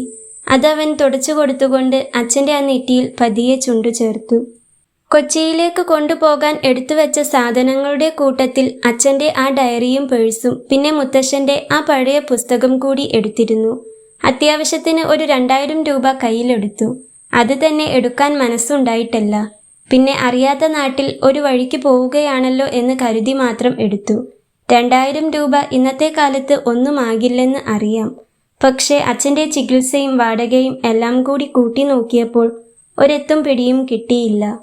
പോട്ടേടി മോളെ, പറഞ്ഞുകൊണ്ട് അവൻ മാളുവിനെ തന്റെ നെഞ്ചോട് ചേർത്തു വെച്ചു. അവളൊന്ന് തലയാട്ടി. ഏട്ടാ, ഒട്ടും പറ്റുന്നില്ലേ, ഇങ്ങ് വന്നേക്കണേ. ഞാനും കൂടെ ഇവിടെ എന്തേലും ജോലിക്ക് പോയിക്കോളാം. അവൾ പറയുന്നത് കേട്ട് അവനൊന്ന് പുഞ്ചിരിച്ചുകൊണ്ട് അവളുടെ നെറുകിൽ ചുണ്ടു ചേർത്തു. അതൊന്നും വേണ്ട, ഏട്ടന്റെ കുട്ടി നല്ല മിടുക്കിയായിട്ട് ഇവിടെ ഇരുന്ന് പഠിച്ചാൽ മതി. ജോലിക്ക് പോവേണ്ട പ്രായമൊന്നും ഏട്ടന്റെ മോൾക്ക് ആയിട്ടില്ല. തന്റെ 10ാം ക്ലാസ്സുകാരി അനിയത്തിക്കുട്ടിയുടെ കയ്യിലൊന്ന് മുറുക്കെ പിടിച്ചുകൊണ്ട് അവൻ പറഞ്ഞു. എടാ മോനെ, സൂക്ഷിക്കണേ, എന്തുണ്ടേലും വിളിക്കണം. അമ്മയ്ക്ക് പേടിയാ. അവിടെ ജോലിയൊന്നും ശരിയായില്ലേ ഇവിടേക്ക് തന്നെ വരണം. ഇവിടെ എന്തേലും നോക്കാം. അച്ഛൻ ഇങ്ങനെ കിടക്കുന്നത് കൊണ്ടാ. ഇല്ലേൽ അമ്മയും എന്തേലും ജോലിക്ക് പോയേനെ. അമ്മ അവനോട് വീണ്ടും പറഞ്ഞു. അമ്മയുടെ ആദി മുഴുവൻ അമ്മയുടെ വാക്കുകളിലും മുഖത്തും നിറഞ്ഞു നിൽപ്പുണ്ടായിരുന്നു. അവൻ അമ്മയെ നോക്കിയൊന്ന് ചിരിച്ചു. ഡിഗ്രി പോലും കംപ്ലീറ്റ് ചെയ്യാത്ത തനിക്ക് ഇവിടെ എന്ത് ജോലി കിട്ടാനാണ്? മാത്രവുമല്ല, ദിവസക്കൂലിക്ക് ഇവിടെ എന്തെങ്കിലും ജോലിക്ക് നിന്നിട്ടും കാര്യമില്ല. അച്ഛൻ ആഗ്രഹിച്ചതുപോലെ ബിസിനസ് ചെയ്യണം, എല്ലാം നേടിയെടുക്കണം. പിന്നെ ഒരു നിലയിലെത്താതെ ഈ നാട്ടിൽ നിൽക്കാൻ യാതൊരു താല്പര്യവുമില്ല എന്നതും ഒരു കാരണമാണ്. അമ്മയുടെ അനുഗ്രഹം വാങ്ങി അനിയത്തിയെ കെട്ടിപ്പിടിച്ച് തളർന്നു കിടക്കുന്ന അച്ഛൻ്റെ നെറ്റിയിൽ ഒരു ഉമ്മയും നൽകി ആ 18കാരൻ തൻ്റെ അച്ഛനെ തിരികെ ജീവിതത്തിലേക്ക് കൊണ്ടുവരാനുള്ള ദൃഢനിശ്ചയത്തോടെ കൊച്ചി നഗരത്തിലേക്ക് വണ്ടി കയറി. കടങ്ങളെല്ലാം വീട്ടി ആരുടെ മുന്നിലും ഇനി തല കുനിക്കേണ്ടി വരില്ലല്ലോ എന്നോർത്തപ്പോൾ ആര്യൻ്റെ മനസ്സിൽ ചെറിയൊരു സമാധാനം തോന്നിയെങ്കിലും നെഞ്ചിലെ ഒരു വലിയ കനലായി സ്വന്തം വീട് നഷ്ടപ്പെട്ട വേദന അവശേഷിച്ചു. 2 മാസത്തെ വീട്ടുചെലവിനും അച്ഛൻ്റെ മരുന്നിനുമുള്ള പണം ഏൽപ്പിച്ചിട്ടാണ് അവൻ ഇറങ്ങിയിരിക്കുന്നത്. അതിനുള്ളിൽ എന്തെങ്കിലും ഒരു വഴി കണ്ടെത്തിയില്ലെങ്കിൽ തൻ്റെ കുടുംബം പട്ടിണിയാകും, തകർന്നു പോകും എന്ന യാഥാർത്ഥ്യം ആ 18കാരൻ്റെ ചുമലുകളിൽ വലിയൊരു ഭാരമായി മാറി. എറണാകുളം ജംഗ്ഷൻ റെയിൽവേ സ്റ്റേഷനിൽ ട്രെയിൻ ഇറങ്ങുമ്പോൾ സമയം അർദ്ധരാത്രി കഴിഞ്ഞിരുന്നു. പുറത്ത് കനത്ത മഴ പെയ്യുന്നുണ്ടായിരുന്നു. കൂറ്റൻ കെട്ടിടങ്ങളും ചായം പൂശിയ പരസ്യപലകകളും നിറഞ്ഞ ആ വലിയ നഗരത്തിൽ തനിക്ക് തണലാകാൻ ആരുമില്ലെന്ന ബോധ്യം അവൻ്റെ ഉള്ളിൽ ഭയം നിറച്ചു. എങ്കിലും മുൻപോട്ട് ജീവിച്ചേ പറ്റൂ, തന്നിൽ പ്രതീക്ഷ വെച്ചിരിക്കുന്ന തൻ്റെ കുടുംബത്തിനു വേണ്ടി. മഴ നനയാതിരിക്കാൻ പ്ലാറ്റ്ഫോമിലെ ഒഴിഞ്ഞുകിടന്ന ഒരു സ്ലാബിൽ അവൻ ചുരുണ്ടുകൂടി കിടന്നു. സഹിക്കാൻ കഴിയാത്തൊരു തണുപ്പ് അസ്ഥികളിലേക്ക് തുളച്ചു കയറാൻ തുടങ്ങിയതും അവൻ ബാഗിൽ നിന്നും ഒരു ബെഡ്ഷീറ്റ് എടുത്ത് ദേഹം ഒന്നാകെ പുതച്ചു മൂടിക്കിടന്നു. എൻട്രൻസിന്റെ അവിടെ തന്നെയാണ് അവൻ കിടന്നത്. അതുകൊണ്ട് പേടിക്കാനില്ല. അപ്പോഴും അവന്റെ കൈകൾ അവന്റെ ബാഗ് പുതപ്പിനുള്ളിലാക്കി നെഞ്ചോട് ചേർത്ത് പിടിച്ചിരുന്നു. ആ ബാഗിൽ അവന് ധൈര്യവും പ്രതീക്ഷയും നൽകുന്ന അച്ഛന്റെ ഡയറിയും മുത്തശ്ശന്റെ ആ പഴയ പുസ്തകവുമുണ്ട്. അച്ഛനെയും അമ്മയെയും മാളുവിനെയും ഓർത്ത് നീ തളരരുത് ആര്യൻ. അച്ഛനെ നമുക്ക് എഴുന്നേൽപ്പിക്കണം. നഷ്ടപ്പെട്ടതെല്ലാം തിരിച്ചു കൊടുക്കണം. അതിന് നീ ജീവിച്ചേ പറ്റൂ, ജയിച്ചേ പറ്റൂ. യാത്രാക്ഷീണം കൊണ്ട് കണ്ണടഞ്ഞു പോകുമ്പോഴും അവൻ മനസ്സിൽ പറഞ്ഞുകൊണ്ടിരുന്നു. അടുത്ത ദിവസം പുലർച്ചെ നഗരം ഉണർന്നപ്പോൾ ആര്യൻ തന്റെ യാത്ര തുടങ്ങി. ഡിഗ്രി പഠനം പാതി വഴിയിൽ ഉപേക്ഷിക്കേണ്ടി വന്ന, കയ്യിൽ വെറും 2000 രൂപ മാത്രമുള്ള ഒരു 18കാരന് കൊച്ചിയിൽ എളുപ്പത്തിൽ ഒരു ജോലി കിട്ടുക അസാധ്യമായിരുന്നു. വലിയ മാളുകളിലും തിളങ്ങുന്ന ഹോട്ടലുകളിലും ടെക്സ്റ്റൈൽസുകളിലും അവൻ കയറിയിറങ്ങി. 18 വയസ്സേ ആയുള്ളൂ അല്ലേ? ഡിഗ്രിയും പൂർത്തിയാക്കിയിട്ടില്ല. ഇവിടെ എക്സ്പീരിയൻസ് ഉള്ള ആളുകളെയാണ് വേണ്ടത്. മോൻ വേറെ എവിടെയെങ്കിലും നോക്കൂ. പലയിടങ്ങളിൽ നിന്നും നിരാശപ്പെടുത്തുന്ന മറുപടികൾ മാത്രമാണ് അവന് ലഭിച്ചത്. ഉച്ച കഴിഞ്ഞപ്പോഴേക്കും വിശപ്പും തളർച്ചയും കാരണം അവന്റെ കാലുകൾ കുഴഞ്ഞു തുടങ്ങി. രാവിലെ ഒരു ഗ്ലാസ് ചായയും ഒരു ഉള്ളിവടയും മാത്രമാണ് കഴിച്ചത്. കയ്യിലുള്ള പണത്തിന്റെ വില അവന് നന്നായി അറിയാമായിരുന്നു. അതുകൊണ്ട് തന്നെ ആവശ്യത്തിന് പോലും ചെലവാക്കാൻ അവന് തോന്നുന്നുണ്ടായിരുന്നില്ല. പക്ഷേ വിശപ്പിന് എന്തെങ്കിലും കഴിക്കാതെ മുൻപോട്ടു പോകാൻ കഴിയില്ലെന്നുള്ളതുകൊണ്ട് തന്നെ അവൻ ചെറിയൊരു കടയിൽ കയറി 50 രൂപയ്ക്കൊരു ഊണ് കഴിച്ചു. അതായിരുന്നു അവിടുത്തെ ഏറ്റവും കുറഞ്ഞ വിലയുടെ ഊണ്. ഊണ് കഴിച്ചു കഴിഞ്ഞപ്പോൾ അവന് വല്ലാത്തൊരു ആശ്വാസവും ഉന്മേഷവും തോന്നി. ആ ആവേശത്തിൽ അവൻ വീണ്ടും നടന്നു. ഒടുവിൽ എറണാകുളം മാർക്കറ്റിന്റെ തിരക്കുകളിലേക്ക് അവൻ നടന്നു ചെന്നു. അവിടെ പച്ചമരുന്നുകളുടെയും ഉണങ്ങിയ വേരുകളുടെയും തീവ്രമായ മണം പടർന്നു നിൽക്കുന്ന ഒരു പഴയ കടയ്ക്ക് മുന്നിൽ ചെന്ന് അവൻ കുറെ നേരം നിന്നു. കടയുടെ മുകളിൽ കൃഷ്ണൻ നായർ പച്ചമരുന്ന് കട എന്ന് എഴുതിയിട്ടുണ്ടായിരുന്നു. നിർത്തിയിട്ട ലോറിയിൽ നിന്നും ചാക്കുകൾ ഇറക്കുന്ന തിരക്കിലായിരുന്നു അവിടെയുള്ളവർ. ആര്യൻ പതുക്കെ കടയ്ക്കുള്ളിലേക്ക് കയറി മേശയ്ക്കപ്പുറം ഇരുന്ന പ്രായമായ കൃഷ്ണൻ നായരുടെ മുന്നിൽ ചെന്നു നിന്നു. എന്താ മോനെ, എന്ത് മരുന്നാ വേണ്ടത്? ആ വൃദ്ധൻ കണ്ണടയ്ക്ക് മുകളിലൂടെ ആര്യനെ നോക്കി ചോദിച്ചു. അല്ല സാർ, എനിക്ക് മരുന്നല്ല വേണ്ടത്. എനിക്ക് എന്തെങ്കിലും ഒരു ജോലി വേണമായിരുന്നു. കട തൂത്തുവാരാനോ ഈ ചാക്കുകൾ ചുമക്കാനോ എന്തായാലും ഞാൻ ചെയ്യാം. എനിക്കെന്തെങ്കിലും ഒരു ജോലി തരുമോ? ആര്യൻ പതിയെ ചോദിക്കുമ്പോൾ അവന്റെ ശബ്ദത്തിൽ ജീവിക്കാനുള്ള ഒരപേക്ഷയുണ്ടായിരുന്നു. കൃഷ്ണൻ നായർ അവനെ ആകെയൊന്ന് നോക്കി. കണ്ടിട്ട് ഒരു നല്ല കുടുംബത്തിലെ പയ്യനാണെന്ന് തോന്നുന്നല്ലോ. മോന് ഇതൊക്കെ ചെയ്യാൻ പറ്റുമോ? പിന്നെ മോന് തരാൻ എൻ്റെ കയ്യിൽ വലിയ ശമ്പളമൊന്നുമില്ല, അയാൾ അലിവോടെ തന്നെ പറഞ്ഞു. പണം കുറവായാലും കുഴപ്പമില്ല സാർ.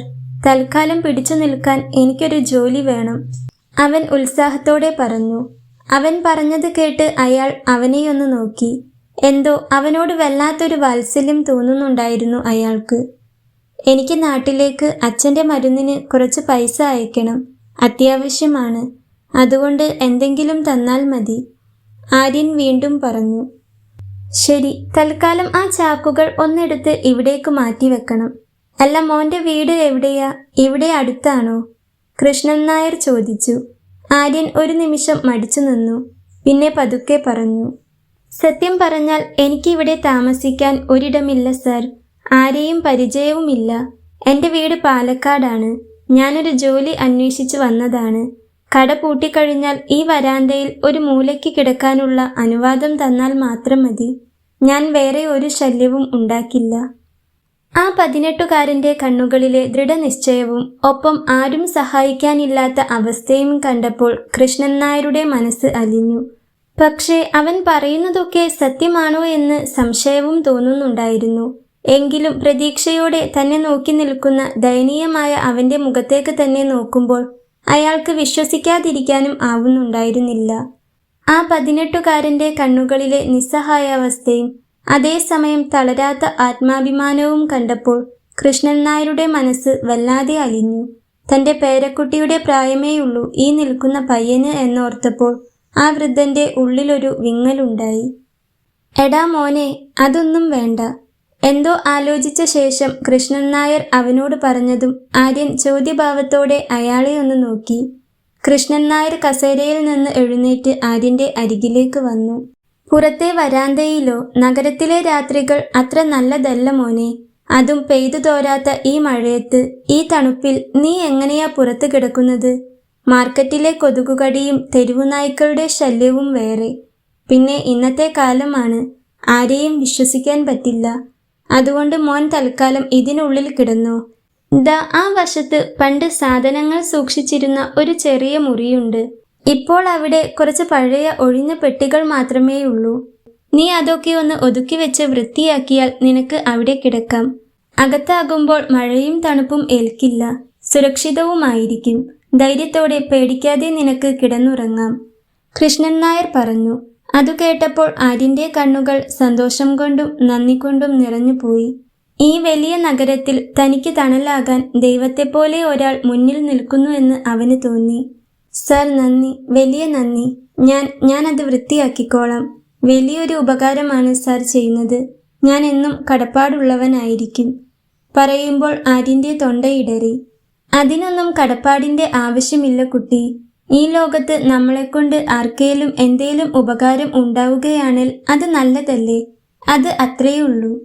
കൃഷ്ണൻ നായർ പറയുന്നത് കേൾക്കെ അയാൾ നല്ലൊരു മനുഷ്യനാണെന്ന് ആര്യന് തോന്നി. മോൻ എന്തെങ്കിലും കഴിച്ചിരുന്നോ? അയാൾ ചോദിച്ചു. ചോദിക്കുമ്പോൾ അയാളിൽ അവനോടുള്ള വാത്സല്യം നിറഞ്ഞു നിന്നിരുന്നു. കഴിച്ചു, ഉച്ചയ്ക്ക് ഊണ് കഴിച്ചു, അവൻ പറഞ്ഞു. ആ, എന്നാ ഇന്ന് ഇത്രയും സമയമായില്ലേ? ഇന്നിനിപ്പോ മോൻ ജോലിയൊന്നും ചെയ്യണ്ട. ആ മുറി ഒന്ന് വൃത്തിയാക്കിക്കോ. രാത്രി കിടക്കാനുള്ളത് അല്ലേ? പിന്നെ മോന്റെ ബുദ്ധിമുട്ട് എന്താണെന്നൊന്നും എനിക്കറിയില്ല. എന്താണെങ്കിലും ഇപ്പോഴത്തെ ബുദ്ധിമുട്ടൊക്കെ മാറും. മോൻ ചെറുപ്പമല്ലേ. നല്ലവണ്ണം അധ്വാനിക്കാൻ മനസ്സുണ്ടെങ്കിൽ നിനക്ക് ഈ നഗരത്തിൽ ജീവിക്കാം. ജീവിതത്തിൽ ജയിച്ചു കാണിക്കാം. കൃഷ്ണൻ നായർ അവന്റെ തോളിൽ തട്ടി ആശ്വസിപ്പിച്ചു. തന്റെ ആരുമല്ലാത്തൊരു മനുഷ്യൻ, തന്റെ പ്രശ്നങ്ങളൊന്നും അറിയാത്തൊരു മനുഷ്യൻ തന്നെ ഇങ്ങനെ ആശ്വസിപ്പിക്കുന്നതും ധൈര്യം തരുന്നതും കേട്ട് അവന്റെ കണ്ണു നിറഞ്ഞു. അവൻ നിറഞ്ഞ കണ്ണോടെ തന്നെ തലയാട്ടി. അല്ല, ചോദിക്കാൻ മറന്നു. മോന്റെ പേരെന്താ? അയാൾ ചോദിച്ചു. ആര്യൻ, അവൻ പറഞ്ഞു. ആ, എന്റെ പേര് കൃഷ്ണൻ നായർ. എന്നാ ആര്യൻ ചെന്ന് മുറിയൊക്കെ വൃത്തിയാക്കിക്കോ. പിന്നെ എന്നെ സാർ എന്നൊന്നും വിളിക്കേണ്ട. ആ വിളി കേൾക്കാൻ മാത്രം വലിയ ആളൊന്നുമല്ല ഞാൻ. എന്റെ പേരക്കുട്ടിയുടെ പ്രായമേ നിനക്കുള്ളൂ, അയാൾ പറഞ്ഞു. പിന്നെ ഞാൻ എന്താ വിളിക്കേണ്ടത്? അവനൊരു സംശയത്തോടെ ചോദിച്ചു. അതു കേട്ട് കൃഷ്ണൻ നായർ ഒന്ന് ചിരിച്ചു. പിന്നെ പതിയെ പറഞ്ഞു.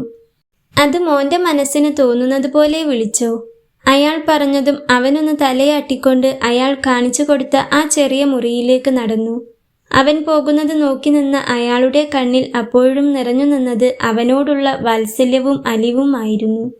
അങ്ങനെ ആ അനാഥമായ വലിയ നഗരത്തിൽ ഒരു പച്ചമരുന്ന് കടയ്ക്കുള്ളിലെ ആ ചെറിയ മുറി തന്റെ തണലാക്കിക്കൊണ്ട് ആര്യൻ തന്റെ അതിജീവനത്തിന്റെ ആദ്യ ചുവട് വെച്ചു. ആ മുറി വെറുമൊരു കിടപ്പുമുറിയായിരുന്നില്ല, മറിച്ച് നിർവാണ എന്ന വലിയ സാമ്രാജ്യത്തിന്റെ ആദ്യത്തെ പരീക്ഷണശാല കൂടിയാകാൻ പോവുകയായിരുന്നു. അന്ന് രാത്രി കടയടച്ച് കൃഷ്ണൻ നായർ പോയി കഴിഞ്ഞപ്പോൾ ആര്യൻ അടിച്ചുവാരി വൃത്തിയാക്കിയ ആ ചെറിയ മുറിയുടെ തറയിൽ തന്റെ കയ്യിലുണ്ടായിരുന്ന ബെഡ്ഷീറ്റ് വിരിച്ച് അതിലേക്ക് ഇരുന്നു. മുറിയിലാകെ പച്ചമരുന്നുകളുടെയും ഉണങ്ങിയ വേരുകളുടെയും ഒരു പ്രത്യേക മണം പടർന്നു കിടപ്പുണ്ടായിരുന്നു. ബാഗിൽ നിന്നും ഫോൺ എടുക്കുമ്പോൾ അവന്റെ കൈകൾ വിറയ്ക്കുന്നുണ്ടായിരുന്നു. അവൻ നേരെ അമ്മയുടെ നമ്പറിലേക്കാണ് വിളിച്ചത്. അവനെ വിളിക്കാനായി അമ്മ ഫോൺ എടുത്തപ്പോഴാണ് അവൻ ഇങ്ങോട്ട് വിളിക്കുന്നത്. അമ്മ വേഗം കോൾ എടുത്ത് ഫോൺ ചെവിയോട് ചേർത്തു. മോനെ ആര്യ, നീ എവിടെയാ? ആഹാരം കഴിച്ചോ? ജോലി വല്ലതും ആയോടാ? ഒട്ടും പറ്റുന്നില്ലേ അമ്മേന്റെ മോനിങ്ങ് വന്നോ? അമ്മ ചോദിക്കുകയും പറയുകയും ചെയ്തു. അമ്മയുടെ വാക്കുകളിൽ നിറയെ അവനെക്കുറിച്ചുള്ള ആദിയായിരുന്നു. അത് മനസ്സിലായതുകൊണ്ട് തന്നെ ആര്യന് വല്ലാതെ വേദനിച്ചു. അവൻ കരച്ചിൽ പുറത്തു വരാതിരിക്കാൻ കടിച്ചമർത്തിക്കൊണ്ട് ശബ്ദം പരമാവധി ശാന്തമാക്കി പറഞ്ഞു. ആ അമ്മേ, ഞാൻ ആഹാരമൊക്കെ കഴിച്ചു. എനിക്കിവിടെ നല്ലൊരു കമ്പനിയിൽ ജോലി ശരിയായിട്ടുണ്ട്. താമസിക്കാൻ അവർ തന്നെ മുറിയും തന്നിട്ടുണ്ട്. അമ്മ വെറുതെ എന്നെക്കുറിച്ച് ഓർത്ത് വിഷമിക്കേണ്ട. താൻ ഒരു മരുന്നുകടയിലെ സാധാരണ സഹായിയാണെന്നും ചാക്കുകൾ ചുമക്കുന്ന പണിയാണെന്നും പറഞ്ഞാൽ അമ്മ സങ്കടപ്പെടുമെന്ന് കരുതിയാണ് അവൻ സത്യം മറച്ചുവെച്ചത്. ഹാവു, എൻ്റെ ദൈവമേ നന്ദി, എൻ്റെ പ്രാർത്ഥന ദൈവം കേട്ടു. നല്ല ആളുകളുടെ ഇടയിൽ തന്നെ എൻ്റെ കുഞ്ഞിനെ എത്തിക്കണേ എന്ന് അമ്മ പ്രാർത്ഥിക്കുകയായിരുന്നു. അമ്മയുടെ ശബ്ദത്തിൽ വല്ലാത്തൊരു ആശ്വാസം പടർന്നു. അമ്മയുടെ പ്രാർത്ഥന തന്നെയാണ് കൃഷ്ണൻ നായരുടെ പോലെ ഒരാളുടെ അടുത്ത് താൻ എത്തിയതെന്നും തനിക്ക് ജോലി തരാനും താമസിക്കാനുള്ള സൗകര്യം ചെയ്യാനുമൊക്കെ അയാൾക്ക് തോന്നിയതെന്നും അവന് അറിയാമായിരുന്നു. അച്ഛൻ ഉറങ്ങിയോ അമ്മേ? അവൻ ചോദിച്ചു. ഇല്ല, നീ പോയിട്ട് നിന്റെ വിവരമൊന്നും അറിയാത്തതുകൊണ്ട് എപ്പോഴും കണ്ണുകൾ കൊണ്ടിങ്ങനെ ചുറ്റും തിരയും. നിന്റെ കാര്യം അറിയാൻ നീ വിളിച്ചോ എന്ന് തിരക്കുന്നത് ആയിരിക്കും. അമ്മേ, ഫോൺ ഒന്ന് സ്പീക്കറിലിട്ട് അച്ഛൻ്റെ കാതോരം വെക്കാമോ? എനിക്ക് അച്ഛനോട് സംസാരിക്കണം. അവൻ പറഞ്ഞതു മറുതലയ്ക്കൽ അമ്മ ഫോൺ സ്പീക്കറിലിട്ട് അച്ഛൻ്റെ അരികിലേക്ക് വെച്ചു. ചലനശേഷിയില്ലാതെ കട്ടിലിൽ കിടന്നിരുന്ന അച്ഛൻ മകന്റെ ശബ്ദം കേൾക്കാൻ കണ്ണുകൾ ഒന്നുകൂടി തുറന്നു. അച്ഛാ, അച്ഛൻ്റെ ആര്യനാണ്. ആര്യൻ്റെ ശബ്ദം ഇടറി. അതുപോലെ മകന്റെ ശബ്ദം കേട്ട് അച്ഛൻ്റെ കണ്ണുകൾ നിറയുകയും ചെയ്തു. എനിക്ക് കൊച്ചിയിൽ നല്ലൊരു കമ്പനിയിൽ ജോലി കിട്ടി അച്ഛാ. ഇപ്പോൾ കുറച്ചേ ശമ്പളമുള്ളൂ. പക്ഷേ കുറച്ച് കഴിയുമ്പോൾ അവർ കൂട്ടിത്തരും. തൽക്കാലം നമുക്ക് ഇതുകൊണ്ട് പിടിച്ചു നിൽക്കാം അച്ഛാ. താമസിക്കാൻ നല്ലൊരു മുറിയും അവർ തന്നിട്ടുണ്ട്. ഞാൻ വൈകാതെ തന്നെ അച്ഛൻ്റെ മരുന്നിനുള്ള പൈസ അയച്ചു തരാം. കേരളത്തിലെ ഏറ്റവും വലിയ ഡോക്ടർമാരെ കാണിച്ച് അച്ഛനെ ഞാൻ എഴുന്നേൽപ്പിക്കും. അച്ഛൻ്റെ ആര്യനല്ലേ പറയുന്നത്? അച്ഛൻ എന്നെ വിശ്വസിക്കണം. നമ്മുടെ വീടും ഞാൻ തിരിച്ചു പിടിക്കും. മകന്റെ വാക്കുകൾ കേട്ടപ്പോൾ സംസാരിക്കാൻ കഴിയില്ലെങ്കിലും അച്ഛൻ്റെ നെഞ്ചിടിപ്പ് കൂടി. കൺകോണുകളിൽ നിന്നും 2 തുള്ളി കണ്ണീർ ആ തലയിണയിലേക്ക് ഒലിച്ചിറങ്ങി. താൻ തളർന്നു കിടക്കുകയാണെങ്കിലും തൻ്റെ മകൻ തനിക്കു തന്ന വാക്ക് പാലിക്കാൻ ഇറങ്ങിത്തിരിച്ചു എന്ന അഭിമാനം ആ കണ്ണുകളിൽ തിളങ്ങി. എങ്കിലും പഠിക്കേണ്ട സമയത്ത് അവനിങ്ങനെ കഷ്ടപ്പെടേണ്ടി വന്നത് താൻ കാരണമാണല്ലോ എന്നോർത്ത് ആ അച്ഛൻ്റെ മനസ്സ് വേദനിക്കുകയും ചെയ്തു. ആ സമയം ഫോൺ മാളു വാങ്ങി. ഏട്ടാ, മാളു ആവേശത്തിൽ വിളിച്ചു. മാളു, അമ്മയെയും അച്ഛനെയും നീ വേണം നോക്കാൻ. പഠിക്കാൻ മടിക്കരുത്. ഏട്ടൻ പൈസ അയച്ചു തരാം. കേട്ടോടി? ഞാൻ നോക്കിക്കോളാം ഏട്ടാ. പിന്നെ ഏട്ടൻ അവിടെ സൂക്ഷിക്കണേ. മാളുവിൻ്റെ ശബ്ദവും കരച്ചിലിൻ്റെ വക്കോളം എത്തിയിരുന്നു. ആടി, ഏട്ടൻ സൂക്ഷിച്ചോളാം. പിന്നെ ശരി അമ്മേ, ഞാൻ നാളെ രാവിലെ മുതൽ ജോലിക്ക് കയറുകയാണ്. ഞാൻ ഫോൺ വെക്കട്ടെട്ടോ. നാളെ വിളിക്കാം. നിങ്ങൾ അത്താഴം കഴിച്ചില്ലേ? ഓരോന്നോർത്ത് ഒന്നും കഴിക്കാതെ ഇരിക്കരുത്. അവൻ പറഞ്ഞതും അമ്മയൊന്ന് മൂളി. ഫോൺ കട്ട് ചെയ്ത ശേഷം ആര്യൻ ആ ചെറിയ മുറിയുടെ ജനലിലൂടെ പുറത്തേക്ക് നോക്കി. പുറത്ത് കനത്ത മഴ പെയ്യുന്നുണ്ടായിരുന്നു. ജനൽ ചില്ലിലൂടെ ഒലിച്ചിറങ്ങുന്ന മഴത്തുള്ളികളിലേക്ക് നോക്കി നിൽക്കുമ്പോൾ അവൻ തൻ്റെ അച്ഛൻ്റെ ഡയറിയിലെ ആ വരികൾ ഓർത്തു നോക്കി. നെഞ്ചിൽ കനലായി എരിയുന്ന പ്രതിസന്ധികൾക്കിടയിലും അച്ഛന് നൽകിയ വാക്ക് പാലിക്കാനുള്ള ആ 18കാരൻ്റെ പോരാട്ടം ആ രാത്രിയിൽ ആ ചെറിയ മുറിയിൽ വെച്ചാണ് ആരംഭിച്ചത്. പിറ്റേ ദിവസം രാവിലെ കട തുറന്നപ്പോൾ കൃഷ്ണൻ നായരുടെ അരികിലേക്ക് ചെന്ന് ആര്യൻ പതിയെ ചോദിച്ചു. ഞാൻ മുതലാളിയെ വല്യച്ഛ എന്ന് വിളിച്ചോട്ടെ? അതു കേട്ടപ്പോൾ കൃഷ്ണൻ നായരുടെ മുഖത്ത് വല്ലാത്തൊരു സന്തോഷം വിരിഞ്ഞു. അദ്ദേഹത്തിൻ്റെ കണ്ണുകൾ ഒന്ന് തിളങ്ങി. വിളിച്ചോടാ മോനെ, നീ അങ്ങനെ തന്നെ വിളിച്ചോ. അദ്ദേഹം അവൻ്റെ തോളിലൊന്ന് തട്ടിക്കൊണ്ട് ചിരിയോടെ പറഞ്ഞു. കടയിലെ ജോലികൾ ഓരോന്നായി കണ്ടറിഞ്ഞ് ചെയ്യാൻ തുടങ്ങിയതോടെ ആര്യൻ കൃഷ്ണൻ നായർക്ക് വെറുമൊരു സഹായിയല്ലാതായി മാറി. സ്വന്തം പേരക്കുട്ടിയെപ്പോലെയാണ് ആ വൃദ്ധൻ അവനെ നോക്കിയത്. ഒരു ദിവസം ഉച്ചയ്ക്ക് കടയിൽ കച്ചവടമൊക്കെ കഴിഞ്ഞ് ആരുമില്ലാതെ ഇരിക്കുന്ന സമയമായിരുന്നു. പുറത്ത് നല്ല ചൂടുള്ളതുകൊണ്ട് കൃഷ്ണൻ നായർ ഫാനിൻ്റെ കാറ്റേറ്റ് ഇരിക്കുകയായിരുന്നു. ആര്യൻ അരികിൽ വന്ന് നിൽക്കുന്നത് കണ്ട് അദ്ദേഹം പറഞ്ഞു. ഇരിക്കെ ആര്യൻ, നമ്മൾ തമ്മിൽ കാണാൻ തുടങ്ങിയിട്ട് കുറച്ചു ദിവസമായെങ്കിലും നിന്റെ നാടും വീടും ഒന്നിനെക്കുറിച്ചും ഞാൻ ചോദിച്ചില്ലല്ലോ. എന്താ നിന്റെ കഥ? എന്തിനാ ഈ പ്രായത്തിൽ വീട് വിട്ട് നീ ഇവിടെ വന്നത്? അച്ഛന് മരുന്നിന് വേണ്ടിയാണെന്ന് പറഞ്ഞില്ലേ? അച്ഛന് എന്താ പറ്റിയത്? മോൻ്റെ വീട്ടിൽ ആരൊക്കെയുണ്ട്? വല്യച്ഛൻ്റെ ആ സ്നേഹത്തോടെയുള്ള ചോദ്യത്തിനു മുന്നിൽ ആര്യന് തൻ്റെ സങ്കടങ്ങൾ അടക്കി വെക്കാൻ കഴിഞ്ഞില്ല. അവൻ അച്ഛൻ വിശ്വനാഥനെക്കുറിച്ചും ചതിക്കപ്പെട്ട് വീട് നഷ്ടമായതിനെക്കുറിച്ചും ഒടുവിൽ പക്ഷാഘാതം വന്ന് ചലനശേഷി നഷ്ടപ്പെട്ട് കട്ടിലിൽ കിടപ്പിലായ അച്ഛനെക്കുറിച്ചും അമ്മയെയും അനിയത്തിയെക്കുറിച്ചുമെല്ലാം തുറന്നു പറഞ്ഞു. കടങ്ങളെല്ലാം വീട്ടി കയ്യിൽ വെറും 2000 രൂപയുമായാണ് താൻ കൊച്ചിയിലേക്ക് വണ്ടി കയറിയതെന്ന് പറയുമ്പോൾ അവന്റെ ശബ്ദം ഇടറുന്നുണ്ടായിരുന്നു. എല്ലാം കേട്ടു കഴിഞ്ഞപ്പോൾ കൃഷ്ണൻ നായരുടെ കണ്ണ് നിറഞ്ഞുപോയി. അയാൾ ഒരു അലിവോടെ ആര്യനെ നോക്കി. പിന്നെ ദീർഘമായി ഒന്ന് ശ്വാസമെടുത്ത് അയാൾ ആര്യന്റെ കൈകൾ ചേർത്ത് പിടിച്ചു. കഷ്ടം, ഇത്രയും വലിയൊരു ചതിയാണോ ആ പാവം മനുഷ്യനോട് ചെയ്തത്? നന്മ മാത്രം ചെയ്ത ഒരു അധ്യാപകനെയാണല്ലോ ഈ വിധി ഇങ്ങനെ തളർത്തിക്കളഞ്ഞത്. പിന്നെ ഒന്നുണ്ട് മോനെ, ആരെയും ചതിച്ചു നേടുന്നത് നിലനിൽക്കില്ല. നമ്മൾ ചെയ്യുന്നതിൻ്റെ ഫലം നമുക്ക് തന്നെ തിരിച്ചു കിട്ടും. നല്ലത് ചെയ്താൽ നല്ലത് കിട്ടും, തെറ്റ് ചെയ്താൽ അങ്ങനെയും. മോൻ്റെ അച്ഛൻ ചെയ്ത നല്ലതിനുള്ള ഫലം മോനിലൂടെ മോൻ്റെ അച്ഛന് തിരിച്ചു കിട്ടും. സാരമില്ല മോനെ, നീ ഒട്ടും വിഷമിക്കേണ്ട. നീ ഇവിടെ ഒറ്റയ്ക്കല്ല, ഈ വല്യച്ഛൻ നിന്റെ കൂടെയുണ്ട്. നിന്റെ അച്ഛനെ നമുക്ക് ചികിത്സിച്ച് എഴുന്നേൽപ്പിക്കണം. അതിനുള്ള പണം നീ ഇവിടെ നിന്ന് തന്നെ ഉണ്ടാക്കും. ദൈവം എന്തെങ്കിലും ഒരു വഴി കാണിച്ചു തരും. വല്യച്ഛൻ്റെ ആ വാക്കുകൾ ആര്യന് വലിയൊരു ആശ്വാസവും ജീവിക്കാനുള്ള പുതിയൊരു ഊർജവും നൽകി.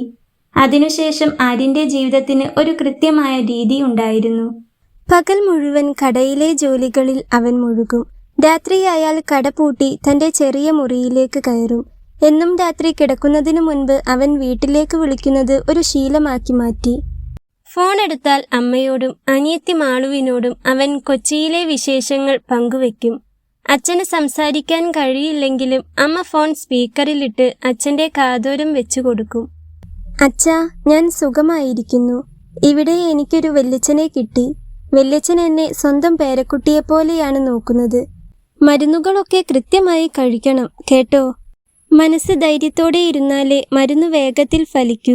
നമുക്ക് വേഗം എഴുന്നേറ്റ് നടക്കണ്ടേ? ഞാൻ വൈകാതെ തന്നെ അങ്ങോട്ട് വരും എന്ന് അവൻ പറയുമ്പോൾ മറുതലയ്ക്കൽ അച്ഛൻ്റെ കണ്ണുകൾ നിറയുന്നതും മകന്റെ വാക്കുകൾ കേട്ട് അദ്ദേഹം ആശ്വസിക്കുന്നതും ആര്യൻ അറിഞ്ഞു. ആ ഫോൺ കോളുകളാണ് ഓരോ രാത്രിയിലും ആ ചെറിയ മുറിയിലിരുന്ന് മുത്തശ്ശന്റെ പുസ്തകത്തിലെ രഹസ്യക്കൂട്ടുമായി മുന്നോട്ടു പോകാൻ ആര്യന് കരുത്തു നൽകിയത്. കിട്ടുന്ന ചെറിയ ശമ്പളത്തിൽ നിന്ന് സ്വന്തം ആവശ്യങ്ങൾക്ക് അത്യാവശ്യം വേണ്ടത് മാത്രം എടുത്ത് അവൻ നാട്ടിലേക്ക് അച്ഛൻ്റെ മരുന്നിനായി അയച്ചു കൊടുത്തു. ചായ കുടിക്കുന്ന പൈസ പോലും മിച്ചം പിടിച്ചാണ് അവൻ ആ തുക ഒപ്പിച്ചത്. പക്ഷേ അതുകൊണ്ട് മാത്രം ഒന്നും ആവില്ലെന്ന് അവൻ അറിയാമായിരുന്നു. എത്രയും പെട്ടെന്ന് തന്നെ അച്ഛൻ സ്വപ്നം കണ്ടതുപോലെ ആ ബിസിനസ് തുടങ്ങി വെക്കണം. അതായിരുന്നു അവൻ്റെ ലക്ഷ്യം. പകൽ മുഴുവൻ പച്ചമരുന്നുകളുടെയും ഉണങ്ങിയ വേരുകളുടെയും ഇടയിലായിരുന്നു അവൻ്റെ ജീവിതം. ചാക്കുകൾ ചുമക്കുമ്പോഴും മരുന്നുകൾ അളന്നു തിട്ടപ്പെടുത്തുമ്പോഴും ആര്യന്റെ മനസ്സ് മുഴുവൻ ആ മരുന്നുകളുടെ ഗുണങ്ങളെക്കുറിച്ചുള്ള ചിന്തകളിലായിരുന്നു. രാവെന്നോ പകലെന്നോ ഇല്ലാതെ കടയിലെ ഒരു പണിയും മടി വിചാരിക്കാതെ അവൻ ചെയ്തും തീർത്തു. അവന്റെ ഈ കഠിനാധ്വാനവും ആത്മാർത്ഥതയും കണ്ടപ്പോൾ കൃഷ്ണൻ നായർക്ക് അവനോടുള്ള സ്നേഹവും ബഹുമാനവും 10 മടങ്ങായി വർദ്ധിച്ചു. മാത്രമല്ല, അദ്ദേഹം പുറത്തു പോയി വരുമ്പോൾ പേരക്കുട്ടികൾക്ക് വാങ്ങിക്കൊണ്ടുവരുന്നതുപോലെ എന്തെങ്കിലും മിഠായിയോ പലഹാരങ്ങളോ ഒക്കെ വാങ്ങിക്കൊണ്ടുവന്ന് അവന് കൊടുക്കും. അവന് അതെല്ലാം കാണുമ്പോൾ അച്ഛനെ ഓർമ്മ വന്ന് കണ്ണുകൾ നിറയും. അവന്റെ മനസ്സ് അറിഞ്ഞതുപോലെ ആ സമയം കൃഷ്ണൻ നായർ അവന്റെ തോളിലൊന്ന് തട്ടി സമാധാനിപ്പിക്കും. ചിലപ്പോൾ വീട്ടിലേക്ക് കൂട്ടിക്കൊണ്ടുപോയി ഊണ് കൊടുക്കും. വീട്ടിലുള്ളവർക്കും അവനെ വലിയ കാര്യമായിരുന്നു. അവനും അതെ. പലപ്പോഴും വൈകുന്നേരങ്ങളിൽ കടയിലിരുന്ന് അദ്ദേഹം പറയുമായിരുന്നു, മോനെ ആര്യ, നീ ഈ പ്രായത്തിൽ കാണിക്കുന്ന ഈ ഉത്തരവാദിത്തമുണ്ടല്ലോ, അത് നിന്റെ അച്ഛൻ്റെയും അമ്മയുടെയും വളർത്തുഗുണം തന്നെയാണ്. നീ ഒന്നുറപ്പിച്ചോ, നിന്റെ കഷ്ടപ്പാടുകൾക്ക് ദൈവം ഒരു വഴി തുറന്നു തരും. എല്ലാം അങ്ങനെ തന്നെ ആവട്ടെ വല്യച്ഛ, ആര്യൻ വിനയത്തോടെ പറയും. കട പൂട്ടി കൃഷ്ണൻ നായരും മറ്റുള്ളവരും പോയി കഴിഞ്ഞാൽ ആര്യൻ ആ ചെറിയ മുറിയിലേക്ക് കയറും. ശേഷം തൻ്റെ ബാഗിലിരുന്ന മുത്തശ്ശൻ്റെ ആ പഴയ പുസ്തകം തുറക്കും. ആ പുസ്തകം വെറുമൊരു സാധാരണ ആയുർവേദ പുസ്തകമായിരുന്നില്ല. അപൂർവമായ കാട്ടുപൂക്കളിൽ നിന്നും സസ്യങ്ങളിൽ നിന്നും മനുഷ്യന്റെ മനസ്സിന് ഉന്മേഷവും ശാന്തതയും നൽകുന്ന സുഗന്ധദ്രവ്യങ്ങൾ വേർതിരിച്ചെടുക്കുന്ന വിലമതിക്കാനാവാത്ത നാട്ടുവിദ്യകളായിരുന്നു അതിൽ നിറയെ. പകൽ സമയത്ത് കടയിൽ വരുന്ന വിവിധ തരം എണ്ണകളും അപൂർവമായ വേരുകളും കസ്തൂരിയും ചന്ദനവുമൊക്കെ നേരിട്ട് കണ്ടപ്പോൾ ആര്യന് ആ പുസ്തകത്തിലെ വരികൾ കൂടുതൽ വ്യക്തമാകാൻ തുടങ്ങി. പുസ്തകത്തിൽ പറയുന്ന ഗന്ധരാജൻ എന്ന പൂവിൻ്റെ എണ്ണയും മറ്റും എങ്ങനെ വേർതിരിക്കണം എന്ന അറിവ് കടയിലെ ജോലിയിലൂടെ അവന് പ്രായോഗികമായി മനസ്സിലായി. കടയിലെ ജോലിയിൽ നിന്ന് കിട്ടുന്ന അറിവും മുത്തശ്ശന്റെ പുസ്തകത്തിലെ രഹസ്യങ്ങളും അവൻ കോർത്തിണക്കാൻ ശ്രമിച്ചു. ഒരു ദിവസം രാത്രി മുറിയിലെ ജനൽച്ചില്ലിൽ മഴത്തുള്ളികൾ തട്ടി പെയ്തിറങ്ങുമ്പോൾ അവൻ പതുക്കെ അച്ഛന്റെ ഡയറിയിലൂടെ കണ്ണോടിച്ചു. അച്ഛൻ തന്റെ ജീവൻ തുടിക്കുന്ന അക്ഷരങ്ങളിൽ എഴുതിയ ആ വരികൾ വീണ്ടും അവന്റെ കണ്ണിൽ ഉടക്കി. ബാങ്ക് ബാലൻസ് ഉള്ളവനല്ല യഥാർത്ഥ കോടീശ്വരൻ, മറിച്ച് വിശന്നു വരുന്ന ഒരാളുടെയെങ്കിലും വിശപ്പകറ്റാൻ കഴിയുന്നവനാണ്. അച്ഛന്റെ ആ വാക്കുകൾ ആ നിശബ്ദതയിൽ അവന്റെ കാതുകളിൽ അച്ഛൻ നേരിട്ട് വന്നു പറയുന്നത് പോലെ അവന് തോന്നി. അത് അവന്റെ ഉള്ളിലേക്ക് പുതിയൊരു ഊർജം പകർന്നു നൽകി. തളർന്നു കിടക്കുന്ന അച്ഛന്റെ മുഖം മനസ്സിൽ വന്നതും അവൻ അറിയാതെ കണ്ണുകൾ നിറഞ്ഞ് ആ ചൂടുള്ള കണ്ണീർ തുള്ളികൾ ഡയറിയിലെ താളുകളിലേക്ക് ഇറ്റുവീണു. അവൻ ചുമരിലെ ഇരുട്ടിലേക്ക് നോക്കി ദൃഢനിശ്ചയത്തോടെ മനസ്സിൽ പറഞ്ഞു, അച്ഛാ, അച്ഛന്റെ ഈ അവസ്ഥയ്ക്ക് കാരണമായ ചതിക്ക് ഞാൻ പകരം ചെയ്യും. പക്ഷേ അത് ചോര കൊണ്ടോ പക കൊണ്ടോ ആയിരിക്കില്ല. അച്ഛൻ ആഗ്രഹിച്ചതുപോലെ വലിയൊരു മനുഷ്യനായി ജീവിച്ചു കാണിച്ചുകൊണ്ട്, ആയിരക്കണക്കിന് ആളുകളുടെ കണ്ണീരൊപ്പിക്കൊണ്ട് മാത്രമായിരിക്കും ഈ ആര്യന്റെ പ്രതികാരം. തന്റെ ലക്ഷ്യത്തിലേക്കുള്ള ആദ്യ പടിയായി അവൻ ചുവടുവെച്ചു. പകൽ സമയത്ത് കടയിൽ ബാക്കി വരുന്നതും ആവശ്യക്കാർ ഇല്ലാത്തതുകൊണ്ട് ദൂരേക്ക് കളയുന്നതുമായ ചില പ്രത്യേക പൂക്കളുടെ ഇതളുകളും വേരുകളും അവൻ കൃഷ്ണൻ നായരുടെ അനുവാദത്തോടെ ശേഖരിച്ചു വെക്കാൻ തുടങ്ങി. ആ രാത്രിയിൽ ആ ചെറിയ മുറിയുടെ വാതിലടച്ച് ആരും കാണാതെ ആ വരികളുടെ വെളിച്ചത്തിൽ അവൻ ഒരു പുതിയ സുഗന്ധക്കൂട്ട് തയ്യാറാക്കാൻ തുടങ്ങി. അതൊരു വെറും സുഗന്ധമായിരുന്നില്ല. തളർന്നുപോയ തന്റെ അച്ഛനെ തിരികെ ജീവിതത്തിലേക്ക് നടത്താൻ പോകുന്ന നിർവാണയുടെ ആദ്യത്തെ കണികയായിരുന്നു. പകൽ മുഴുവൻ കടയിലെ കഠിനമായ ജോലി. രാത്രിയായാൽ എല്ലാവരും ഒഴിഞ്ഞുപോയി ആ വലിയ മാർക്കറ്റും നിശബ്ദമാകും. പുറത്ത് പെയ്യുന്ന കനത്ത മഴയുടെ ശബ്ദം മാത്രം ബാക്കിയാകുന്ന ആ രാത്രികളിൽ കടയ്ക്കുള്ളിലെ തന്റെ ആ ചെറിയ മുറിയിലിരുന്ന് ആര്യൻ പരീക്ഷണങ്ങൾ തുടർന്നു. മുത്തശ്ശന്റെ പുസ്തകത്തിൽ പറഞ്ഞിരുന്ന ഗന്ധരാജൻ എന്ന കാട്ടുപൂവിന്റെ ഇതളുകൾ അവനൊരു പ്രത്യേക പാത്രത്തിൽ ഇട്ടുവെച്ചു. കടയിൽ നിന്നും വല്യച്ഛൻ കൃഷ്ണൻ നായരുടെ അനുവാദത്തോടെ ശേഖരിച്ച ചില പ്രത്യേക മലയോര വേരുകളും ഔഷധ എണ്ണകളും കൃത്യമായ അളവിൽ അവൻ അതിലേക്ക് ചേർത്തുവെച്ചു. മുറിയിലെ ആ ചെറിയ വിളക്കിന്റെ വെളിച്ചത്തിൽ ഒരു തുള്ളി പോലും അളവ് തെറ്റാതെ അതീവ ശ്രദ്ധയോടെയാണ് അവൻ ആ സുഗന്ധ തൈലം വേർതിരിച്ചെടുത്തത്. കാരണം വെറുതെ പാഴാക്കി കളയാൻ അവന്റെ കയ്യിൽ സാധനങ്ങളും പൈസയും ഉണ്ടായിരുന്നില്ല. മണിക്കൂറുകൾ നീണ്ട പരിശ്രമത്തിനൊടുവിൽ ആ പാത്രത്തിന്റെ അടപ്പ് പതുക്കെ മാറ്റിയ നിമിഷം ആ മുറിയിലാകെ വല്ലാത്തൊരു മാസ്മരിക സുഗന്ധം പടർന്നു. ജനൽപ്പാളികൾക്കിടയിലൂടെ വന്ന രാത്രിയിലെ ആ തണുത്ത കാറ്റിൽ ആ സുഗന്ധം വായുവിൽ അലിഞ്ഞു ചേർന്നപ്പോൾ ആര്യൻ ദീർഘമായി ഒന്ന് ശ്വാസമെടുത്തു. അതുവരെ അനുഭവിച്ച കഠിനമായ ക്ഷീണവും മനസ്സിനെ വേട്ടയാടിക്കൊണ്ടിരുന്ന സങ്കടങ്ങളുമെല്ലാം ആ ഒരൊറ്റ നിമിഷം കൊണ്ട് എങ്ങോ ഒഴിഞ്ഞുപോയതുപോലെ അവന് തോന്നി. വല്ലാത്തൊരു ആശ്വാസം നൽകുന്ന, തലച്ചോറിലെ നാഡീഞരമ്പുകളെ പോലും ഉണർത്തുന്ന ഒരു പ്രത്യേക ഗന്ധമായിരുന്നു അത്. ആ ചെറിയ മുറിയിലെ ജീവിതവും ഏകാന്തതയും മറന്ന് ആര്യന്റെ ചുണ്ടിൽ ഒരു വലിയ പുഞ്ചിരി വിരിഞ്ഞു. നമ്മൾ ജയിച്ചു അച്ഛാ, നമ്മൾ ജയിക്കാൻ പോവുകയാണ്, അവൻ സ്വയം മന്ത്രിച്ചു. അവൻ ആ സുഗന്ധ തൈലം വളരെ കരുതലോടെ ഒരു ചെറിയ ചില്ലുക്കുപ്പിയിലാക്കി തന്റെ നെഞ്ചോട് ചേർത്ത് വെക്കുന്ന ആ പഴയ ബാഗിന്റെ ഏറ്റവും സുരക്ഷിതമായ ഒരു അറയിൽ സൂക്ഷിച്ചു വെച്ചു. തന്റെ ജീവിതത്തിന്റെ വിധി മാറ്റി എഴുതാൻ പോകുന്ന ആ കുപ്പിയിലേക്ക് നോക്കുമ്പോൾ അവന്റെ കണ്ണുകളിൽ പുതിയൊരു പ്രത്യാശ തിളങ്ങുന്നുണ്ടായിരുന്നു. പിറ്റേന്ന് കടയിൽ പതിവിലും തിരക്കായിരുന്നു. പലവിധ പച്ചമരുന്നുകൾ തേടി ആളുകൾ വന്നുകൊണ്ടേയിരുന്നു. ഉച്ചയോടടുത്തപ്പോൾ കടയിലേക്ക് പ്രൗഢിയുള്ള വസ്ത്രങ്ങൾ ധരിച്ച ഒരു വലിയ മനുഷ്യൻ കയറി വന്നു. അത് കടയുടമയായ കൃഷ്ണൻ നായരുടെ അടുത്ത സുഹൃത്തും കൊച്ചിയിലെ വലിയൊരു ബിസിനസ്സുകാരനുമായ മേനോൻ സാർ ആയിരുന്നു. ദിവസങ്ങളായുള്ള ദൂരയാത്രകളും ബിസിനസ് മീറ്റിംഗുകളുടെ തിരക്കുകളും കാരണം കടുത്ത തലവേദനയും മാനസിക സമ്മർദ്ദവും കൊണ്ട് അദ്ദേഹം വല്ലാതെ അസ്വസ്ഥനായിരുന്നു. നെറ്റിയിൽ കൈകൾ അമർത്തിപ്പിടിച്ചാണ് അദ്ദേഹം കടയ്ക്കുള്ളിലേക്ക് നടന്നത്. എന്തെങ്കിലും നല്ലൊരു തൈലം തരൂ കൃഷ്ണ, ഈ തലവേദനയും സ്ട്രെസ്സും കാരണം എനിക്ക് ഭ്രാന്ത് പിടിക്കുന്നു, ഒന്നിനും ഒരു ശ്രദ്ധ കിട്ടുന്നില്ല. മേനോൻ സാർ മേശയ്ക്കരികിലെ കസേരയിലേക്ക് തളർന്നിരുന്നു പറഞ്ഞു. വെല്ലിച്ചൻ കൃഷ്ണൻ നായർ പെട്ടെന്ന് തന്നെ കടയിലെ ഏറ്റവും നല്ല ചില ആയുർവേദ തൈലങ്ങൾ എടുത്തു നൽകി. ഇതൊന്ന് നെറ്റിയിൽ പുരട്ടി നോക്ക് മേനോനെ, ശമനം കിട്ടും, അദ്ദേഹം പറഞ്ഞു. എന്നാൽ അവയൊന്നും പുരട്ടിയിട്ടും മേനോൻ സാറിന് ഒരു മാറ്റവും തോന്നിയില്ല. അദ്ദേഹത്തിന്റെ അസ്വസ്ഥത കൂടിക്കൂടി വന്നു. ഇത് ദൂരെ നിന്ന് നോക്കി നിന്ന ആര്യൻ പതിയെ തന്റെ ആ ചെറിയ മുറിയിലേക്ക് ചെന്ന് തന്റെ ബാഗിൽ വളരെ ഭദ്രമായി സൂക്ഷിച്ചു വെച്ചിരുന്ന ആ ചെറിയ ചില്ലുകുപ്പി കയ്യിലെടുത്തു. പിന്നെ അതുമായി അവർക്കരികിലേക്ക് ചെന്ന് വിനയത്തോടെ അവൻ ആ കുപ്പി മേനോൻ സാറിന് നേരെ നീട്ടി. സർ, ഇതൊന്ന് കയ്യിൽ പുരട്ടി മണത്തു നോക്കൂ. എന്റെ മുത്തശ്ശന്റെ ഒരു അപൂർവ കൂട്ടാണ്. കെമിക്കലുകൾ ഒന്നുമില്ല, പൂർണ്ണമായും പ്രകൃതിദത്തമാണ്. കടയിലെ ഒരു സാധാരണ സഹായി വലിയൊരു ബിസിനസ്സുകാരന് മരുന്ന് നീട്ടുന്നത് കണ്ട് കൃഷ്ണൻ നായർ ആര്യനെ തന്നെ നോക്കി നിന്നു പോയി. അപ്പോഴേക്കും മേനോൻ സാർ ആ കുപ്പിയിലേക്ക് ശ്രദ്ധ തിരിച്ചു കഴിഞ്ഞിരുന്നു. അയാൾ അവനെയും ആ കുപ്പിയിലേക്കും ഒന്ന് നോക്കി. ഇതാരാ കൃഷ്ണ, ഇതിനു മുൻപ് ഇവിടെ കണ്ടിട്ടില്ലല്ലോ, അയാൾ ചോദിച്ചു.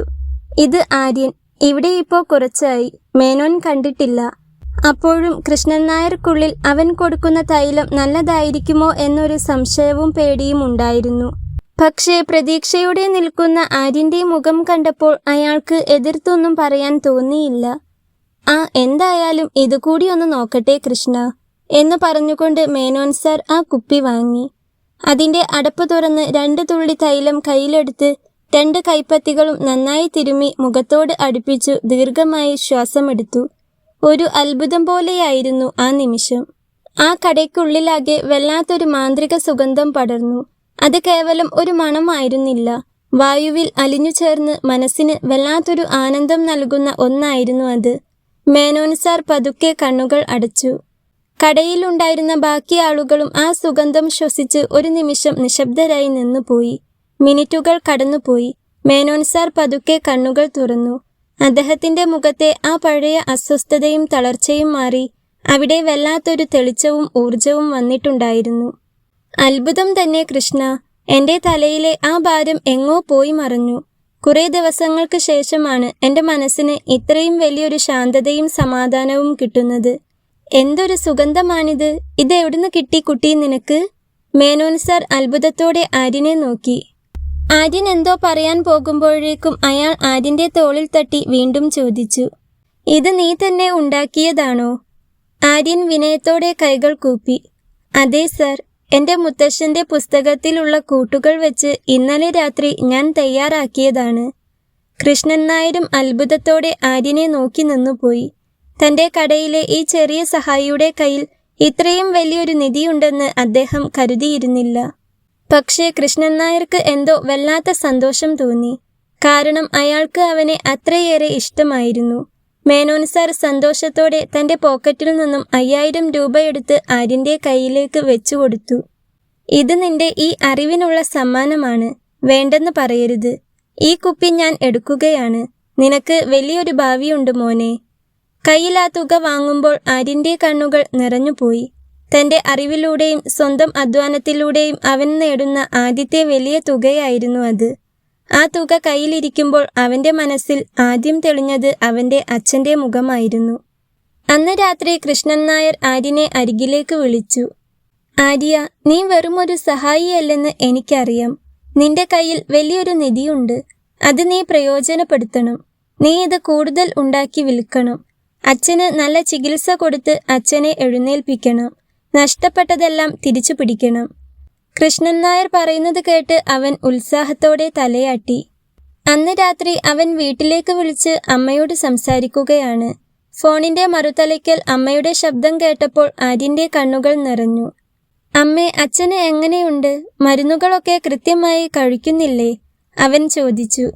ഉവ്വ്, നീ ഇന്നലെയും ഇത് തന്നെയല്ലേ മോനെ ചോദിച്ചത്? അമ്മ വാത്സല്യത്തോടെ അവനോട് പറഞ്ഞു.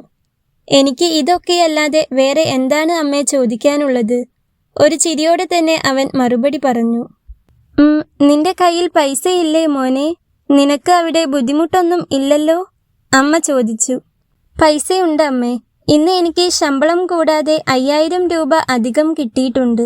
ഞാൻ നാളെ തന്നെ അതിൽ നിന്ന് കുറച്ച് അച്ഛൻ്റെ മരുന്നിനായി അയച്ചു തരാം. അമ്മ വിഷമിക്കണ്ട. ഡോക്ടർമാർ പറഞ്ഞതുപോലെ വലിയ ആശുപത്രിയിൽ അച്ഛനെ ചികിത്സിച്ച് മാറ്റാനുള്ള പണം ഞാൻ വൈകാതെ ഉണ്ടാക്കും. എല്ലാം ശരിയാകും. കൂടുതലൊന്നും അവനിപ്പോൾ പറഞ്ഞില്ല. ആദ്യം ഇതിന് എന്തൊക്കെ വേണമെന്ന് അറിയണം. ലൈസൻസ് എടുക്കണം. എല്ലാം ശരിയായിട്ട് അച്ഛനോട് പറയാം. വെറുതെ പ്രതീക്ഷ കൊടുത്തിട്ട് പിന്നെ അത് നടക്കില്ലെന്ന് പറഞ്ഞാൽ അച്ഛൻ വീണ്ടും തളർന്നു പോകും. തിരിച്ചൊന്നും പറയാൻ അച്ഛന് കഴിയില്ലെങ്കിലും അവൻ അച്ഛനോട് എന്തൊക്കെയോ പറഞ്ഞുകൊണ്ടിരിക്കും. അച്ഛനോടും മാളുവിനോടും കൂടെ സംസാരിച്ച ശേഷം ഫോൺ വെച്ച ആര്യൻ ആ ചെറിയ മുറിയിലെ ജനലിലൂടെ പുറത്തെ മഴയിലേക്ക് നോക്കി നിന്നു. അവന്റെ മനസ്സിൽ ലക്ഷ്യങ്ങൾ വ്യക്തമായിരുന്നു. അച്ഛനെ ചികിത്സിച്ച് എഴുന്നേൽപ്പിക്കണം. നഷ്ടപ്പെട്ട തറവാട് വീട് തിരിച്ചു പിടിക്കണം. അവൻ മേശപ്പുറത്തിരുന്ന അച്ഛന്റെ ഡയറി തുറന്നു.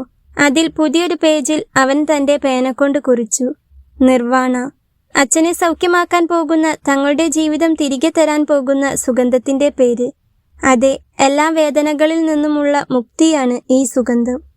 മേനോൻ സാറിൽ നിന്നും ലഭിച്ച ആ 5000 രൂപയിൽ 3000 രൂപ ആര്യൻ പിറ്റേന്ന് തന്നെ അമ്മയ്ക്ക് ഗൂഗിൾ പേ അയച്ചു കൊടുത്തു. കയ്യിൽ ബാക്കി വന്ന ചെറിയ തുക കൊണ്ട് അവൻ കൂടുതൽ ഗന്ധരാജൻ പൂക്കളും മറ്റ് നാട്ടുപച്ചമരുന്നുകളും ശേഖരിച്ചു. ആ ചെറിയ മുറിയിലിരുന്ന് അവൻ തന്റെ പരീക്ഷണങ്ങൾ കുറച്ചുകൂടി ഊർജിതമാക്കി. മനുഷ്യന്റെ നാഡീഞരമ്പുകളെ ശാന്തമാക്കാൻ കഴിവുള്ള ഈ സുഗന്ധ തൈലം വെറുമൊരു പെർഫ്യൂം മാത്രമല്ല, മറിച്ച് കടുത്ത മാനസിക സമ്മർദ്ദവും തലവേദനയും കുറയ്ക്കാനുള്ള ഒരു ഔഷധം കൂടിയാണെന്ന് അവൻ തിരിച്ചറിഞ്ഞു. പിറ്റേന്ന് കട നോക്കാൻ ജോലിക്കാരെ ഏൽപ്പിച്ച് ആര്യനെയും കൂട്ടി കൃഷ്ണൻ നായർ നേരെ ചെന്നത് മേനോൻ സാറിന്റെ വലിയ ബംഗ്ലാവിലേക്കായിരുന്നു. ഉമ്മറത്തെ ചൂരൽ കസേരയിലിരുന്ന് പത്രം വായിക്കുകയായിരുന്നു മേനോൻ സാർ. ആര്യനെ കണ്ടതും മേനോൻ സാറിന് ഓർമ്മ വന്നത് ആര്യന്റെ കയ്യിലെ ആ കൊച്ചു കുപ്പിയിൽ നിന്നും ഉയർന്ന സുഗന്ധമായിരുന്നു. ആ സുഗന്ധം ആ ഉമ്മറത്ത് നിറഞ്ഞു നിന്നതിൽ നിന്നും തന്നെ അത് അയാൾക്ക് അത്രയേറെ ഇഷ്ടപ്പെട്ടിട്ടുണ്ടെന്ന് ആര്യന് മനസ്സിലായി. ആര്യത്, വാ കൃഷ്ണ, ഇങ്ങോട്ട് കയറിയിരിക്കി. ആര്യ, നീയും വാ. പിന്നെ നിന്റെ ആ തൈലും എനിക്ക് കുറച്ചുകൂടി തരണം കേട്ടോ. അന്ന് തന്നത് തീരാനായി. കേട്ടോ കൃഷ്ണ, ഇപ്പോ എനിക്ക് അതില്ലാതെ പറ്റാതെയായിരിക്കുന്നു. പറഞ്ഞുകൊണ്ട് മേനോൻ സാർ അവരെ രണ്ടുപേരെയും അകത്തേക്ക് സ്വീകരിച്ചിരുത്തി. എന്തോ വല്ലാത്തൊരു പ്രതീക്ഷയും ധൈര്യവും തോന്നുന്നുണ്ടായിരുന്നു ആര്യന് അപ്പോൾ. അവർ അകത്തേക്ക് ഇരുന്നപ്പോൾ മേനോൻ സാർ പത്രം മടക്കി വെച്ചു. ആര്യൻ തന്റെ സ്വപ്നത്തെക്കുറിച്ചും അച്ഛന്റെ രോഗത്തെക്കുറിച്ചും നിർവാണയ്ക്ക് ലൈസൻസ് എടുക്കേണ്ടതിനെക്കുറിച്ചും വിറയ്ക്കുന്ന ശബ്ദത്തോടെ മേനോൻ സാറോട് പറഞ്ഞു. ആര്യൻ പറഞ്ഞതെല്ലാം ശ്രദ്ധയോടെ കേട്ടിരുന്ന മേനോൻ സാർ അവൻ കൊണ്ടുവന്ന ആ സുഗന്ധ തൈലം വാങ്ങി തന്റെ കൈത്തണ്ടയിൽ അല്പം പുരട്ടി നോക്കി. ഒരു തണുപ്പോടെ ആ ഗന്ധം തലച്ചോറിലേക്ക് പടർന്നപ്പോൾ അദ്ദേഹത്തിന്റെ മുഖത്തൊരു തെളിച്ചമുണ്ടായി. അതുവരെ ഒന്നും മിണ്ടാതെയിരുന്ന കൃഷ്ണൻ നായർ മേനോൻ സാറിനടുത്തേക്ക് ഒരു പടി കൂടി അടുത്തിരുന്നു കൊണ്ട് പറഞ്ഞു: മേനോനെ, ഞാൻ പറഞ്ഞില്ലേ, ഈ ചെറുക്കന്റെ കയ്യിൽ എന്തോ ഒരു വിദ്യയുണ്ടെന്ന്. ഇതിപ്പോ വെറുമൊരു മണമല്ല. എന്റെ ഈ വിട്ടുമാറാത്ത തലവേദനയ്ക്ക് 2 തുള്ളി തന്നപ്പോൾ തന്നെ എനിക്ക് നല്ല ആശ്വാസം തോന്നിയതാ. ഇതിനൊരു ലൈസൻസ് ഒപ്പിച്ചു കൊടുത്താൽ ഇവന്റെ കുടുംബം രക്ഷപ്പെടും. നമ്മുടെ നാട്ടിലെ ആയുർവേദ ഡ്രഗ് ഇൻസ്പെക്ടർ മാധവൻ നായരെ നമുക്ക് പണ്ടേ അറിയാവുന്നതല്ലേ. നമുക്കൊന്ന് ശ്രമിച്ചുകൂടെ? കൃഷ്ണൻ നായരുടെ വാക്കുകൾ കേട്ട് മേനോൻ സാർ ഒരു മന്ദഹാസത്തോടെ ആര്യനെ നോക്കി. അവനും പ്രതീക്ഷയോടെ തന്നെ മേനോൻ സാറിനെ നോക്കിയിരിക്കുകയാണ്. കൃഷ്ണ, നീ പറഞ്ഞത് ശരിയാ. മേനോൻ സാർ കസേരയിൽ നിന്ന് എഴുന്നേറ്റു. ഇതൊരു സാധാരണ പെർഫ്യൂം ആയിരുന്നെങ്കിൽ കോസ്മെറ്റിക്സ് ലൈസൻസ് എടുത്താൽ മതിയായിരുന്നു. പക്ഷേ നീ ഈ പറയുന്ന രീതിയിൽ ഇതൊരു ഔഷധ ഗുണമുള്ള തൈലമാണെങ്കിൽ ആയുഷ് വകുപ്പിന്റെ പ്രൊപ്രൈറ്ററി ആയുർവേദിക് ലൈസൻസ് തന്നെ വേണം. നിയമങ്ങൾ കുറച്ച് കടുപ്പമാണ്. ലബോറട്ടറി ടെസ്റ്റും ഫോർമുലേഷന്റെ അംഗീകാരവും ഒക്കെ വേണം. അതിനൊക്കെ ഈ കുട്ടിയുടെ കയ്യിൽ എവിടെയാ പണം? ആര്യൻ തല താഴ്ത്തി നിന്നു. മേനോൻ സാർ ആര്യന്റെ തോളിൽ തട്ടി. നീ വിഷമിക്കേണ്ട ആര്യൻ. നിന്റെ ഈ പ്രയത്നവും അച്ഛനോടുള്ള സ്നേഹവും വെറുതെയാവില്ല. ഈ നിർവാണയുടെ ആദ്യത്തെ ഇൻവെസ്റ്റർ ഞാൻ തന്നെ ആയിക്കോട്ടെ. ഇതിന്റെ ലൈസൻസിംഗ് പ്രൊസീജിയറിനും ലാബ് ടെസ്റ്റിങ്ങിനും ആവശ്യമായ പണം ഞാൻ തരാം. ബാക്കി ഓഫീസ് കാര്യങ്ങളൊക്കെ നമ്മുടെ കൃഷ്ണൻ നായർ നിന്റെ കൂടെ നടന്ന് ശരിയാക്കി തരും. അത് കേട്ടപ്പോൾ ആര്യന്റെ കണ്ണുകൾ നിറഞ്ഞു. മേനോൻ സാർ അകത്തേക്ക് പോയി ഒരു ചെക്ക് ലീഫുമായി മടങ്ങിയെത്തി. അതിൽ ഒരു തുക എഴുതി അവന്റെ കൈകളിലേക്ക് വെച്ചു കൊടുത്തു. ഇത് വാങ്ങിക്കൂ. നാളെ തന്നെ കൃഷ്ണൻ നായരെയും കൂട്ടി ഡ്രഗ്സ് കൺട്രോൾ ഓഫീസിലേക്ക് പോയിക്കോ. ആദ്യം ഇതിന്റെ കെമിക്കൽ പ്രൊഫൈലും സ്റ്റെബിലിറ്റി റിപ്പോർട്ടും വരണം. നിന്റെ അച്ഛൻ്റെ ഡയറിയിൽ നീ കുറിച്ച ആ ഫോർമുല കൃത്യമായി ഫയൽ ചെയ്യണം. നിയമത്തിൻ്റെ മുന്നിൽ നമ്മൾ തോൽക്കരുത്. മേനോൻ സാർ പറഞ്ഞു. ആര്യൻ വല്യച്ഛൻ്റെ മുഖത്തേക്കൊന്ന് നോക്കി. അയാൾ അത് വാങ്ങാൻ കണ്ണുകൊണ്ട് കാണിച്ചു. ആര്യൻ അത് 2 കൈകൊണ്ടും വാങ്ങി. മേനോൻ സാറിൻ്റെ കാൽക്കൽ വീണ് അനുഗ്രഹം വാങ്ങുമ്പോൾ ആര്യൻ്റെ മനസ്സിൽ അച്ഛൻ്റെ മുഖമായിരുന്നു. അവൻ 2 പേരുടെയും മുന്നിൽ കൈകൾ കൂപ്പി. നിറഞ്ഞൊഴുകിയ കണ്ണുനീർ തുടച്ചുകൊണ്ട് അവൻ പറഞ്ഞു, മേനോൻ സാറേ, ഞാൻ എങ്ങനെയാ ഇതിന് നന്ദി പറയേണ്ടത് എന്ന് എനിക്കറിയില്ല. എൻ്റെ അച്ഛനെ എഴുന്നേൽപ്പിച്ച് നടത്തണം എന്ന ഒറ്റ ആഗ്രഹമേ എനിക്കിപ്പോഴുള്ളൂ. സാർ എനിക്ക് തന്നത് വെറും പണമല്ല, എൻ്റെ കുടുംബത്തിൻ്റെ ജീവിതമാണ്. വല്യച്ഛ. മേനോൻ സാറിനോട് പറഞ്ഞ ശേഷം അവൻ വല്യച്ഛ എന്നും വിളിച്ചുകൊണ്ട് കൃഷ്ണൻ നായരെ കെട്ടിപ്പിടിച്ചു.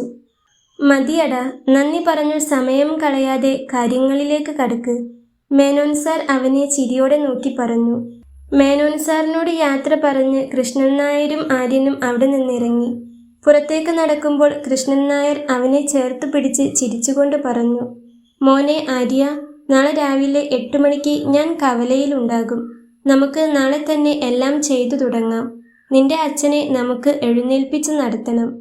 ബംഗ്ലാവിൻ്റെ പടികളിറങ്ങി തൻ്റെ ആ കൊച്ചു മുറിയിലേക്ക് തിരിച്ചെത്തുമ്പോൾ ആര്യൻ്റെ മനസ്സ് വല്ലാതെ തുടിക്കുന്നുണ്ടായിരുന്നു. മുറിയിലെത്തി ലൈറ്റിട്ട് അവൻ നേരെ ഫോണെടുത്ത് വീട്ടിലേക്ക് വിളിച്ചു. അമ്മയോടും അച്ഛനോടും ഈ വലിയ സന്തോഷം പങ്കുവെക്കണം. അവരുടെ അനുഗ്രഹം വാങ്ങണം. എല്ലാം കേൾക്കുമ്പോൾ മാളുവിനും സന്തോഷമാകും. ഫോണിൻ്റെ മറുതലയ്ക്കൽ 2 റിങ്ങിന് ശേഷം അമ്മ ഫോണെടുത്തു. അമ്മ എവിടെയാ? അച്ഛൻ്റെ അടുത്താണോ? അവൻ്റെ ശബ്ദത്തിലെ ആവേശം ഫോണിലൂടെ തന്നെ അമ്മയ്ക്ക് മനസ്സിലായി. എന്താടാ മോനെ, എന്തെങ്കിലും വിശേഷമുണ്ടോ? ശബ്ദത്തിൽ നല്ല സന്തോഷമുണ്ടല്ലോ, അമ്മ ചോദിച്ചു. അമ്മേ, അത് വലിയൊരു കാര്യമുണ്ട്. അമ്മ അച്ഛനരികിൽ ചെന്ന് ഫോൺ സ്പീക്കറിലിട്ടേ. അവൻ പറഞ്ഞതും അമ്മ അച്ഛൻ്റെ അരികിൽ ചെന്ന് ആര്യനാണെന്നും പറഞ്ഞ് ഫോൺ സ്പീക്കറിൽ ഇട്ടു. അച്ഛാ, അവൻ ആവേശത്തോടെ വിളിച്ചു.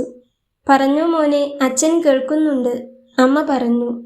അച്ഛൻ ആ ഡയറിയിൽ എഴുതി വെച്ചതുപോലെ ഞാൻ ആ സുഗന്ധതൈലം ഉണ്ടാക്കി. നമ്മുടെ നിർവാണ. അത് വെറും ഒരു പെർഫ്യൂം അല്ല അച്ഛാ, അതൊരു മരുന്നാണ്. തലവേദനയും മാനസിക സമ്മർദ്ദവുമൊക്കെ മാറ്റാൻ അതിന് കഴിയും. അതിന് നിയമപ്രകാരം ലൈസൻസ് എടുക്കാൻ പോവുകയാ ഞാൻ. അതിനുള്ള മുഴുവൻ ചെലവും നമ്മുടെ മേനോൻ സാർ തന്നു അമ്മേ. നാളെ രാവിലെ വല്യച്ഛൻ്റെ കൂടെ ഞാൻ ടൗണിലെ ഓഫീസിലേക്ക് പോകും. എല്ലാം ശരിയാകും അച്ഛാ. ആര്യൻ പറഞ്ഞു നിർത്തിയപ്പോൾ മറുതലയ്ക്കൽ കുറച്ചുനേരം നിശബ്ദതയായിരുന്നു. അമ്മ സന്തോഷം കൊണ്ട് കരയുകയായിരുന്നു എന്ന് അവൻ തിരിച്ചറിഞ്ഞു. എൻ്റെ ദൈവമേ, നീ കൈവിട്ടില്ലല്ലോ ഞങ്ങളെ. അമ്മയുടെ തൊണ്ടയിടറിയ ശബ്ദം അവൻ കേട്ടു. അമ്മേ, അച്ഛൻ എന്താ പറയുന്നേ? അച്ഛന് സന്തോഷമായോ? അവൻ ചോദിച്ചു. ആയി. ദേ, സന്തോഷം കൊണ്ട് അച്ഛൻ കരയുക. പറഞ്ഞുകൊണ്ട് അമ്മ അച്ഛൻ്റെ നിറഞ്ഞൊഴുകിയ കണ്ണുകൾ തുടച്ചു കൊടുത്തു. മോനെ, അച്ഛന് സംസാരിക്കാൻ പറ്റുന്നില്ലെങ്കിലും നിന്റെ ഈ വിജയം അച്ഛനെ പകുതിയും സുഖപ്പെടുത്തി കഴിഞ്ഞു മോനെ. മേനോൻ സാറിനോടും കൃഷ്ണൻ നായരോടും നമ്മൾ എങ്ങനെയാ ഇതിനൊക്കെ നന്ദി പറയുക? കൃഷ്ണൻ നായരെ കുറിച്ച് അവൻ പറഞ്ഞിട്ടുണ്ടെങ്കിലും അവന് അവിടെ ചുമടെടുക്കുന്ന പണിയാണെന്ന് മാത്രം അവൻ പറഞ്ഞിട്ടില്ല. അതൊക്കെ നമുക്ക് വീട്ടാം അമ്മേ. നിർവാണ പുറത്തിറങ്ങിയാൽ അത് വിജയിക്കും, എനിക്കുറപ്പാ. അങ്ങനെയായാൽ അതിൻ്റെ ആദ്യത്തെ ലാഭം കൊണ്ട് ഞാൻ അച്ഛനെ സുഖപ്പെടുത്തും. അമ്മ വിഷമിക്കാതെ അച്ഛന് മരുന്നൊക്കെ കൃത്യമായി കൊടുക്ക്. എന്നിട്ട് ധൈര്യത്തോടെ സന്തോഷത്തോടെ ഇരിക്കാൻ പറയും. ഞാൻ നാളെ കാര്യങ്ങളെല്ലാം കഴിഞ്ഞിട്ട് വീണ്ടും വിളിക്കാം. മാളുവിനോട് കൂടി പറഞ്ഞേക്കണം. പിന്നെ വേറെ ആരോടും ഇപ്പോൾ ഇതേക്കുറിച്ചൊന്നും പറയണ്ട. നമ്മൾ നന്നായി കാണാൻ ആത്മാർത്ഥമായി ആഗ്രഹിക്കുന്ന ആരും അവിടെ നമ്മുടെ നാട്ടിൽ ഇല്ല അമ്മേ. ഫോൺ വെച്ച് കട്ടിലിലേക്ക് കിടക്കുമ്പോൾ ആര്യൻ മേശപ്പുറത്തിരുന്ന അച്ഛൻ്റെ ഡയറിയിലേക്ക് നോക്കി. ജനലിലൂടെ വന്ന തണുത്ത കാറ്റിൽ നിർവാണയുടെ സുഗന്ധം ആ മുറിയിലാകെ നിറഞ്ഞു നിന്നിരുന്നു. നാളത്തെ പുലരിക്കായി അവൻ കാത്തിരുന്നു. പിറ്റേന്ന് ആ ചെറിയ മുറിയുടെ ജനലിലൂടെ അരിച്ചെത്തിയ പ്രഭാത കിരണങ്ങൾ നോക്കി ആര്യൻ ഒരു നിമിഷം ഒന്ന് പുഞ്ചിരിച്ചു. തൻ്റെയും തൻ്റെ കുടുംബത്തിൻ്റെയും ജീവിതം ഇതുപോലെ ഉദിച്ചുയരാൻ പോവുകയാണെന്ന സന്തോഷം അവനിൽ നിറഞ്ഞു നിന്നു. തൻ്റെ ഈ കൊച്ചു സംരംഭത്തിന് ഒരു ഔദ്യോഗിക പദവി നൽകാൻ അവൻ ആദ്യം തന്നെ കേന്ദ്ര സർക്കാരിൻ്റെ ഉദ്യം പോർട്ടലിൽ ഒരു ചെറുകിട സംരംഭമായി രജിസ്റ്റർ ചെയ്തു. ഇത് ബാങ്ക് വായ്പകൾക്കും മറ്റ് ആനുകൂല്യങ്ങൾക്കും അവനെ സഹായിക്കുമായിരുന്നു. നിർവാണ നാട്ടുപച്ചമരുന്നുകളും ഗന്ധരാജൻ പൂക്കളും ചേർത്തുള്ള ഒരു ഔഷധ തൈലമായതിനാൽ ഡ്രഗ്സ് കൺട്രോൾ ഡിപ്പാർട്ട്മെന്റിന്റെ ആയുഷ് വിഭാഗത്തിൽ നിന്നാണ് ഇതിന് നിർമ്മാണ അനുമതി വാങ്ങേണ്ടത് എന്ന് അവൻ മനസ്സിലാക്കി. ഇതിനായി അവൻ പ്രൊപ്രൈറ്ററി ആയുർവേദിക് മെഡിസിൻ എന്ന വിഭാഗത്തിൽ അപേക്ഷിക്കാൻ തീരുമാനിച്ചു. താൻ കണ്ടെത്തിയ സുഗന്ധ തൈലം മനുഷ്യ ശരീരത്തിന് പൂർണ്ണമായും സുരക്ഷിതമാണെന്ന് തെളിയിക്കണം. അതിനായി അവനൊരു അംഗീകൃത ലാബിൽ ഇതിന്റെ സാമ്പിളുകൾ പരിശോധനയ്ക്ക് അയച്ചു. അതിന്റെ ചേരുവകളും കൃത്യമായ അളവും ഒരു ഡയറിയിൽ രേഖപ്പെടുത്തി. നിലവിൽ തന്റെ ചെറിയ മുറിയിലാണെങ്കിലും വാണിജ്യാടിസ്ഥാനത്തിൽ ഉൽപ്പാദിപ്പിക്കാൻ മലിനീകരണ നിയന്ത്രണ ബോർഡിന്റെയും തദ്ദേശ സ്വയംഭരണ സ്ഥാപനത്തിന്റെയും NOC ആവശ്യമാണെന്ന് അവൻ തിരിച്ചറിഞ്ഞു. അതിനായി അവൻ ആവശ്യമായ എല്ലാ സൗകര്യങ്ങളുമുള്ള ഒരു ചെറിയ മുറി വാടകയ്ക്കെടുത്തു. അതിനു വേണ്ട സഹായം ചെയ്തു കൊടുത്തതും മേനോൻ സാറാണ്. നാളെ ഈ ഉൽപ്പന്നം വിപണിയിൽ എത്തിക്കുമ്പോൾ നികുതി കാര്യങ്ങൾ സുഗമമാക്കാൻ ഒരു GST നമ്പറും അവൻ സ്വന്തമാക്കി. മേനോൻ സാറും കൃഷ്ണൻ നായരും നൽകിയ ആത്മവിശ്വാസത്തിൽ ആര്യൻ ഡ്രഗ് ഇൻസ്പെക്ടറുടെ ഓഫീസിലേക്ക് നടന്നു. ഇതിനെല്ലാം അവന്റെ കൂടെ അവൻ വല്യച്ഛ എന്ന് വിളിക്കുന്ന കൃഷ്ണൻ നായരും ഉണ്ടായിരുന്നു. അച്ഛന്റെ രോഗം മാറ്റുക എന്നതിൻ്റെ കൂടെ ലോകത്തിനു മുഴുവൻ ശാന്തി നൽകുന്ന ആ സുഗന്ധം നിയമത്തിന്റെ കവചത്തോടെ പുറത്തിറക്കാൻ അവൻ ഉറപ്പിച്ചു. ലാബിൽ നിന്നുള്ള അനുകൂല സർട്ടിഫിക്കറ്റും പിടിച്ച് ഓഫീസിന് പുറത്തേക്കിറങ്ങുമ്പോൾ ആര്യന്റെ മനസ്സിൽ നിർവാണയുടെ സുഗന്ധം കൂടുതൽ ദൃഢമായി പടരുകയായിരുന്നു. കയ്യിലിരുന്ന ആ ഔദ്യോഗിക രേഖയിലേക്ക് ആര്യൻ വീണ്ടും വീണ്ടും നോക്കി. അതിൽ സീൽ പതിപ്പിച്ചിട്ടുണ്ടായിരുന്നു, approved proprietary ayurvedic medicine. Licence കിട്ടി എന്ന യാഥാർത്ഥ്യം ഉൾക്കൊള്ളാൻ അവന് കുറച്ച് നിമിഷങ്ങൾ വേണ്ടി വന്നു. വല്യച്ഛ, ഞാനൊന്ന് വീട്ടിലേക്ക് വിളിക്കട്ടെ? ആര്യൻ പെട്ടെന്ന് തന്നെ പോക്കറ്റിൽ നിന്ന് ഫോണെടുത്ത് അമ്മയുടെ നമ്പറിലേക്ക് ഡയൽ ചെയ്തു. വിരലുകൾ സന്തോഷം കൊണ്ട് വിറയ്ക്കുന്നുണ്ടായിരുന്നു. അമ്മേ, കിട്ടി അമ്മേ, നമ്മുടെ നിർവാണയ്ക്ക് ലൈസൻസ് കിട്ടി. ഫോൺ എടുത്തതും അവൻ ആവേശത്തോടെ പറഞ്ഞു. ദൈവമേ, സത്യമാണോടാ മോനെ? മറുതലയ്ക്കൽ അമ്മയുടെ ശബ്ദത്തിൽ വിശ്വസിക്കാനാകാത്ത വിധത്തിലുള്ള ആനന്ദം നിറഞ്ഞു. അതെ അമ്മേ, സത്യം. അമ്മ അച്ഛൻ്റെ അടുത്തേക്ക് ചെന്നേ, ഞാനിത് അച്ഛനോട് പറയട്ടെ. അവൻ പറയുമ്പോഴേക്കും അമ്മ അച്ഛന് അരികിൽ ചെന്ന് ഫോൺ സ്പീക്കറിൽ ഇട്ടിരുന്നു. പറഞ്ഞോ മോനെ, അമ്മ പറഞ്ഞു. അച്ഛാ, അച്ഛൻ ആഗ്രഹിച്ചതുപോലെ അച്ഛൻ്റെ സ്വപ്നം നടക്കാൻ പോവുക. നമുക്ക് ലൈസൻസ് കിട്ടി. നമ്മൾ നിയമത്തിന്റെ സഹായത്തോടെ തന്നെ നമ്മുടെ മരുന്ന് വിൽക്കാൻ പോകുകയാണ്. മേനോൻ സാറിനെ നേരിട്ട് ചെന്ന് കണ്ട് നന്ദി പറയണം. വെല്ലിച്ചൻ പിന്നെ എപ്പോഴും എൻ്റെ കൂടെ തന്നെയുണ്ട്. ഞാൻ എന്തായാലും ഒഴിവ് പോലെ അവിടേക്ക് വരാം. മാളുവിനോട് പറയണം, അവളും സന്തോഷിക്കട്ടെ, അവൻ പറഞ്ഞു. വേണം മോനെ, അവരോടൊക്കെ നന്ദി പറയണം. അവരോടുള്ള നന്ദിയും കടപ്പാടും മോൻ ഒരിക്കലും മറക്കരുത്. അമ്മ പറഞ്ഞതുപോലെ അവരെ ഒന്നും ഒരിക്കലും മറന്നു കളയരുതെന്ന് അവൻ അവൻ്റെ മനസ്സിനെ വീണ്ടും പറഞ്ഞു പഠിപ്പിച്ചു. ഫോൺ വെച്ച ശേഷം ആര്യൻ തിരിഞ്ഞു നോക്കിയത് എല്ലാത്തിനും തൻ്റെ കൂടെ നിന്ന വല്യച്ഛൻ്റെ മുഖത്തേക്കാണ്. അവൻ വേഗം വല്യച്ഛൻ്റെ അടുത്തേക്ക് ചെന്ന് ആ കാലുകൾ തൊട്ട് വന്ദിച്ചു. എന്താടാ ഇത്, എഴുന്നേൽക്കു മോനെ. കൃഷ്ണൻ നായർ അവനെ സ്നേഹത്തോടെ പിടിച്ചെഴുന്നേൽപ്പിച്ചു. വല്യച്ഛൻ അന്ന് എന്നെ ജോലിക്ക് എടുത്തില്ലായിരുന്നെങ്കിൽ, എൻ്റെ കൂടെ നിന്നില്ലായിരുന്നെങ്കിൽ ഇന്ന് ഇങ്ങനെ ഇത്ര പെട്ടെന്ന് എനിക്കിതൊന്നും കിട്ടില്ലായിരുന്നു. ഈ ഓഫീസിലെ പേപ്പർ വർക്കുകൾ ഒന്നും എനിക്ക് ഒറ്റയ്ക്ക് തീർക്കാൻ പറ്റില്ലായിരുന്നു. എനിക്ക് എൻ്റെ സ്വന്തം വല്യച്ഛൻ തന്നെയാണ്. അമ്മ പറഞ്ഞതുപോലെ നിങ്ങളെയൊന്നും ഞങ്ങൾ ഒരിക്കലും മറക്കില്ല. ആര്യൻ്റെ കണ്ണു നിറഞ്ഞു. നീ ഒട്ടും വിഷമിക്കേണ്ടടാ. നിന്റെ അച്ഛൻ ചെയ്ത നല്ല പ്രവൃത്തികൾക്കുള്ള ഫലമാ ഇപ്പോൾ നിനക്ക് കിട്ടിയത്. നീയും അതുപോലെ നല്ലൊരു മനുഷ്യനായാൽ നാളെ നിന്റെ മക്കളും നന്നായി ഇരിക്കും. പിന്നെ ആരെയും അമിതമായി വിശ്വസിക്കരുത്. നോക്കിയും കണ്ടും ജീവിക്കണം. അത് ഞാൻ പറയാതെ തന്നെ നിനക്കറിയാലോ. എത്രയും പെട്ടെന്ന് സാധനമുണ്ടാക്കി വിറ്റ് അച്ഛനെ ആ കട്ടിലിൽ നിന്ന് എഴുന്നേൽപ്പിക്കാൻ നോക്ക്. അതിന് ഈ വല്യച്ഛൻ എന്ത് സഹായത്തിനും കൂടെ ഉണ്ടാകും. ഇപ്പോൾ നീ വാ, നമുക്ക് നേരെ മേനോന്റെ അടുത്തേക്ക് പോകാം. പുള്ളി കാത്തിരിക്കുകയാവും. കൃഷ്ണൻ നായർ ചിരിച്ചുകൊണ്ട് അവൻ്റെ തോളിൽ തട്ടി. അവർ നേരെ എത്തിയത് മേനോൻ സാറിൻ്റെ ബംഗ്ലാവിലേക്കാണ്. ഉമ്മറത്തിരുന്ന മേനോൻ സാറിൻ്റെ കയ്യിലേക്ക് ആര്യൻ ആ ലൈസൻസ് പേപ്പർ ബഹുമാനത്തോടെ വെച്ചുകൊടുത്തു. മേനോൻ സാർ ആ സർട്ടിഫിക്കറ്റ് കയ്യിലെടുത്ത് നോക്കി. അദ്ദേഹത്തിൻ്റെ മുഖത്ത് വലിയൊരു സംതൃപ്തി പടർന്നു. മിടുക്കൻ, ഞാൻ വിചാരിച്ചതിനേക്കാൾ വേഗത്തിൽ നീ ഇത് നേടിയെടുത്തു. മേനോൻ സാർ അവനെ അഭിനന്ദിച്ചു. ആര്യൻ മേനോൻ സാറിന് മുന്നിൽ കൈകൾ കൂപ്പി. സാർ, എനിക്ക് വാക്കുകളില്ല. എൻ്റെയും എൻ്റെ കുടുംബത്തിൻ്റെയും സ്വപ്നത്തിന് ചിറക് തന്നത് സാറാണ്. അന്ന് സാർ തന്ന ആ പണവും ഈ ആത്മവിശ്വാസവുമാണ് എന്നെ ഇവിടെ വരെ എത്തിച്ചത്. ഈ കടം ഞാൻ എങ്ങനെ വീട്ടുമെന്ന് എനിക്കറിയില്ല. ആര്യൻ, നീ ആരോടും ഒന്നും വീട്ടാൻ നിൽക്കേണ്ട, മേനോൻ സാർ ഗൗരവത്തിൽ എന്നാൽ സ്നേഹത്തോടെ പറഞ്ഞു. നീ വിജയത്തിലേക്ക് നടന്നു കയറുന്നത് കാണുന്നതാണ് എനിക്കുള്ള പ്രതിഫലം. ഈ നിർവ്വാണ ഇനി വെറും ഒരു മരുന്നല്ല, അതൊരു വലിയ ബ്രാൻഡാകണം. അതിനുള്ള തയ്യാറെടുപ്പുകൾ തുടങ്ങിക്കോ. എല്ലാത്തിനും ഞങ്ങളുണ്ട് കൂടെ. മേനോൻ സാറിൻ്റെയും വല്യച്ഛൻ്റെയും അനുഗ്രഹത്തോടെ ബംഗ്ലാവിൻ്റെ പടികളിറങ്ങുമ്പോൾ ആര്യൻ്റെ മനസ്സിൽ അച്ഛൻ്റെ ചിരിക്കുന്ന മുഖമായിരുന്നു. പണ്ടത്തേതുപോലെ എഴുന്നേറ്റ് നടക്കുന്ന അച്ഛനായിരുന്നു. നിർവ്വാണയുടെ സുഗന്ധം അവൻ്റെ ആത്മാവിലേക്ക് കൂടുതൽ ദൃഢമായി പടർന്നു. ആര്യൻ കൃഷ്ണൻ നായരുടെ കടയിൽ നിന്നും പോവുകയാണ്. ഇവിടത്തെ ജോലിയും നിർവ്വാണയുടെ നിർമ്മാണവും ഒരുമിച്ച് കൊണ്ടുപോകാൻ പറ്റില്ല. പോകാൻ നേരം ആര്യൻ പതുക്കെ കൃഷ്ണൻ നായരുടെ അരികിലേക്ക് ചെന്നു. അവൻ്റെ കണ്ണുകൾ നിറഞ്ഞിട്ടുണ്ടായിരുന്നു. വല്യച്ഛ, ഞാൻ പോവാണ്. പക്ഷേ ഞാൻ ഇടയ്ക്ക് വരും. വല്യച്ഛൻ തന്ന ആ തണൽ ഇല്ലായിരുന്നെങ്കിൽ ഞാൻ എങ്ങോ പോയേനെ. ഞാൻ ഒരിക്കലും മറക്കില്ല. എന്നെയും മറക്കരുത്. പ്രാർത്ഥിക്കണം, അനുഗ്രഹിക്കണം. അവൻ പറഞ്ഞതും കൃഷ്ണൻ നായർ അവനെ ചേർത്തു പിടിച്ചു. നീ പോയി ജയിച്ചു വാടാ മോനെ. നിന്റെ അച്ഛൻ്റെയും അമ്മയുടെയും വലിയ പുണ്യമാണ് നീ. ഈ വല്യച്ഛൻ്റെ പ്രാർത്ഥന എപ്പോഴും നിന്റെ കൂടെ ഉണ്ടാകും. കൃഷ്ണൻ നായർ അവനെ പ്രാർത്ഥിച്ച് അനുഗ്രഹിച്ച് യാത്രയാക്കി. അങ്ങനെ മേനോൻ സാറിൻ്റെ സഹായത്തോടെ കൊച്ചിയിലെ ഒരു ചെറിയ വ്യവസായ മേഖലയിൽ വിശ്വ എസൻസസ് എന്ന പേരിൽ ഒരു ചെറിയ മാനുഫാക്ചറിംഗ് യൂണിറ്റ് ആരംഭിച്ചു. കടയിലെ ആ ചെറിയ മുറിയിലിരുന്ന് പരീക്ഷണം നടത്തിയ ആര്യൻ ഇന്ന് വലിയൊരു ഫാക്ടറിയുടെ തലപ്പത്തേക്ക് ചുവടുവെച്ചു. ആ ഫാക്ടറിയിൽ നിന്നും പുതിയ മെഷീനുകളുടെ സഹായത്തോടെ വലിയ തോതിൽ പുറത്തിറങ്ങിയ ആദ്യത്തെ ഉൽപ്പന്നത്തിൻ്റെ കുപ്പി കയ്യിലെടുത്തപ്പോൾ അവൻ അഭിമാനത്തോടെ വിറയ്ക്കുന്ന ശബ്ദത്തിൽ ആ പേര് പറഞ്ഞു. നിർവ്വാണ. അന്ന് രാത്രി പുതിയ മുറിയിലിരുന്ന് അവൻ വീട്ടിലേക്ക് വിളിച്ചു. സ്പീക്കറിലൂടെ അച്ഛൻ്റെ ശ്വാസത്തിൻ്റെ ശബ്ദം കേട്ടപ്പോൾ അവൻ പറഞ്ഞു, അച്ഛാ, നമ്മുടെ നിർവ്വാണ വിപണിയിലേക്ക് ഇറങ്ങുകയാണ്.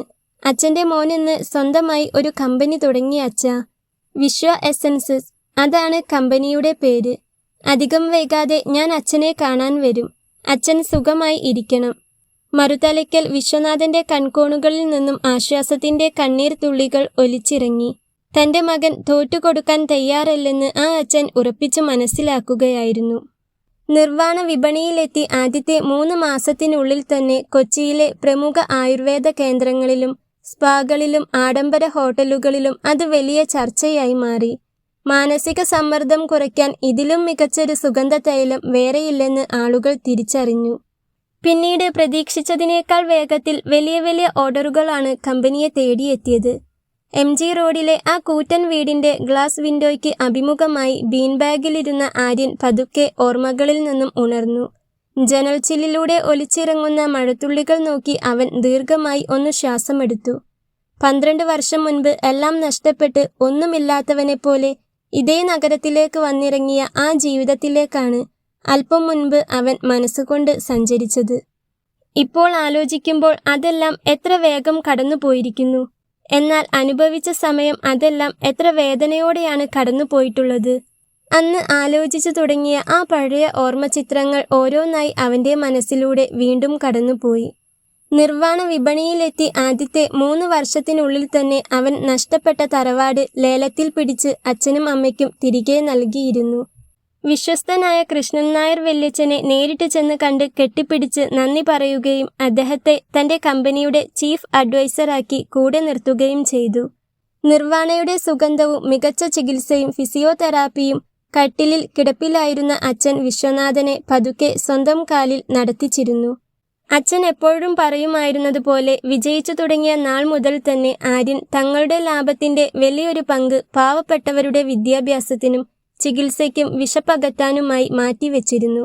നാട്ടിൽ വിശ്വ ട്രസ്റ്റ് എന്ന പേരിലുള്ള സൗജന്യ കമ്മ്യൂണിറ്റി കിച്ചനും ചാരിറ്റി ട്രസ്റ്റും ആരംഭിച്ച് ആയിരങ്ങൾക്ക് തണലായിട്ട് ഇപ്പോൾ വർഷങ്ങളായിരിക്കുന്നു. മേനോൻ സാറിന് അന്ന് നൽകിയ തുക പലിശ സഹിതം തിരികെ നൽകി അദ്ദേഹത്തിൻ്റെ അനുഗ്രഹവും അവൻ വാങ്ങിയിരുന്നു. അതിനിടയ്ക്ക് വേറൊരു സംഭവം കൂടിയുണ്ടായി. ഇവരുടെ പണം ചതിച്ചു കളഞ്ഞ ആ ബന്ധുവിൻ്റെ ജീവിതം വീണ്ടും മാറിമറിഞ്ഞു. ഒരു കുടുംബത്തിൻ്റെ തന്നെ കണ്ണീരിനും കഷ്ടപ്പാടിനും മറുപടി പറയേണ്ട പണമായിരുന്നില്ലേ അത്? അതിന് മറുപടി പറയേണ്ടി വരിക തന്നെ ചെയ്തു. എല്ലാം നഷ്ടപ്പെട്ട് കൂടുതൽ കടക്കണിയിലാവുകയും അതിനിടയിൽ എന്തൊക്കെയോ രോഗങ്ങൾ കൂടി വന്നതും ആകെ കഷ്ടത്തിലായി. വിശ്വനാഥനും കുടുംബവും ബിസിനസ് ചെയ്ത് വളരെ നല്ല രീതിയിൽ ആണെന്നറിഞ്ഞ് ഉളുപ്പും മാനവുമില്ലാതെ അവർ വീണ്ടും വിശ്വനാഥന്റെ അടുത്തു തന്നെ സഹായം ചോദിച്ചു വന്നു. എല്ലാം ക്ഷമിക്കാനും പൊറുക്കാനും സാധിച്ചതുകൊണ്ടല്ല, എങ്കിലും മുറ്റത്ത് വന്നു നിന്ന് സഹായം ചോദിച്ചവരെ വെറും കൈയോടെ പറഞ്ഞയക്കാൻ ആ അച്ഛനും ആ അച്ഛൻ വളർത്തിയ മോനും ആയില്ല. വേറെ ആര് വന്നു ചോദിച്ചാലും സഹായിക്കുന്നത് പോലെ ഒരു തുക നൽകി അവരെയും സഹായിച്ചു. കൂട്ടത്തിൽ ഇനി ഒരിക്കലും ഒരാവശ്യവും പറഞ്ഞ് ഇവിടേക്ക് ഇനി വരരുതെന്ന താക്കീത് കൂടി കൊടുത്തിരുന്നു. ആ പണവും വാങ്ങി അവിടെ നിന്നും ഇറങ്ങുമ്പോൾ അവരുടെ കയ്യിൽ കിടന്ന് ആ പണം ചുട്ടുപൊള്ളി. ചെയ്ത തെറ്റിന്റെ കുറ്റബോധം അവരുടെ ഉള്ളിൽ കിടന്ന് അവരെ വീർപ്പുമുട്ടിച്ചു. ഇനി ആരെയും പറ്റിക്കാതിരിക്കാൻ ആ കുറ്റബോധവും ഇന്നത്തെ കഷ്ടവും അവരെ സഹായിക്കട്ടെ. അതെല്ലാം കഴിഞ്ഞ് ആ പ്രാരംഭ വിജയങ്ങൾക്കെല്ലാം ഇപ്പുറം ഇന്ന് 12 വർഷങ്ങൾ തികയുമ്പോൾ അവൻ എത്തി നിൽക്കുന്നത് മറ്റൊരു ചരിത്ര നിമിഷത്തിലാണ്. ആര്യൻ പതുക്കെ ബീൻബാഗിൽ നിന്നും എഴുന്നേറ്റു. അവന്റെ കയ്യിൽ ഇപ്പോഴും ആ പഴയ മുഷിഞ്ഞ തുണിസഞ്ചിയും അതിനുള്ളിലെ അച്ഛന്റെ ഡയറിയും പേഴ്സും മുത്തശ്ശന്റെ ആ പഴയ പുസ്തകവും ഉണ്ടായിരുന്നു. അവൻ മേശപ്പുറത്തിരുന്ന ആ 100 കോടിയുടെ ആഗോള കരാർ ഫയലിന് അരികിലേക്ക് നടന്നു. 100 കോടിയുടെ ആഗോള സാമ്രാജ്യം. 12 വർഷം മുൻപ് പ്ലാറ്റ്ഫോമിൽ കിടന്നുറങ്ങിയ ആ 18കാരൻ ഇന്ന് ലോകവിപണി കീഴടക്കിയിരിക്കുന്നു. അവൻ ഫോണെടുത്ത് പാലക്കാട്ടുള്ള തന്റെ തറവാട്ടിലേക്ക് വിളിച്ചു. ഫോൺ എടുത്തത് അച്ഛനായിരുന്നു. അച്ഛാ. ഫോൺ എടുത്തതും അവൻ വിളിച്ചു. എന്താടാ മോനെ, നീ ഇതുവരെ ഉറങ്ങിയില്ലേ? അയാൾ ചോദിച്ചു. ഇല്ല അച്ഛാ, എന്തോ ഉറക്കം വന്നില്ല, അവൻ പറഞ്ഞു. അതങ്ങനെയാ. ഇന്നത്തെ ദിവസം നിനക്ക് ഉറങ്ങാൻ കഴിയില്ലെന്ന് എനിക്കറിയാം. എങ്കിലും സന്തോഷം കൊണ്ടാണല്ലോ. സാരില്ല, ചെന്ന് കിടക്ക്, ഉറക്കം വരും, അച്ഛൻ പറഞ്ഞു. ഞാൻ നാളെ അവിടേക്ക് വരുന്നുണ്ട്. മാളുവിനോടും കണ്ണനോടും വരാൻ പറയാം. അമ്മയോട് പറയണ്ട, വന്നിട്ട് അമ്മയെ ഞെട്ടിക്കാം, അവൻ പറഞ്ഞതും അച്ഛനൊന്ന് ചിരിച്ചുകൊണ്ട് ഫോൺ വെച്ചു. മാളുവിന്റെ കല്യാണം കഴിഞ്ഞു. കണ്ണൻ എന്ന കിരൺ അച്ഛനെപ്പോലെ തന്നെ ഒരു പാവം അധ്യാപകനാണ്. കൊച്ചിയിലേക്ക് താമസം മാറാമെന്ന് ആര്യൻ പറഞ്ഞെങ്കിലും അച്ഛൻ അതിന് സമ്മതിച്ചില്ല. അച്ഛന് അവരുടെ നാട്ടിൽ നഷ്ടപ്പെട്ടു പോയിടത്തു നിന്ന് അവരുടെ മകൻ നേടിക്കൊടുത്ത ആ വീട്ടിൽ താമസിക്കണം. ഇടയ്ക്ക് അവർ ഇവിടെ വന്നു പോകും. അല്ലാത്ത സമയം അവൻ അവിടേക്കും. അമ്മയും അച്ഛനും കുറെ കാലമായി അവനെ കല്യാണം കഴിക്കാൻ നിർബന്ധിക്കുന്നു. പക്ഷേ എന്തോ അവൻ ഇതുവരെ പിടികൊടുത്തിട്ടില്ല. അവന്റെ അമ്മ അവന്റെ അച്ഛനെ മനസ്സിലാക്കിയതുപോലെ സ്നേഹിക്കുന്നതുപോലെ ഒരു പെണ്ണ് അവന്റെ ജീവിതത്തിലേക്കും വരുമായിരിക്കും. അച്ഛനോട് സംസാരിച്ച് ഫോൺ വെച്ച ശേഷം ആര്യൻ മേശപ്പുറത്തിരുന്ന ആ പഴയ ഡയറി പതുക്കെ തുറന്നു. അതിലെ നിർവാണ എന്ന പേരിന് താഴെ അവൻ പേനകൊണ്ട് ഒരു വരി കൂടി കുറിച്ചു. തോറ്റുകൊടുക്കാൻ മനസ്സില്ലാത്തവർക്കായി വിധി കാത്തുവെച്ച വിജയത്തിന്റെ സുഗന്ധം. അവൻ വീണ്ടും ആ വലിയ ഗ്ലാസ് ജനാലയ്ക്കരികിലേക്ക് നടന്നു. പുറത്ത് അപ്പോഴും പെയ്തുകൊണ്ടിരുന്ന മഴയ്ക്ക് ഇപ്പോൾ പട്ടിണിയുടെയോ സങ്കടങ്ങളുടെയോ മണമല്ലായിരുന്നു, മറിച്ച് നന്മയുടെയും അതിജീവനത്തിന്റെയും ശുദ്ധമായ നിർവാണയുടെ സുഗന്ധമായിരുന്നു.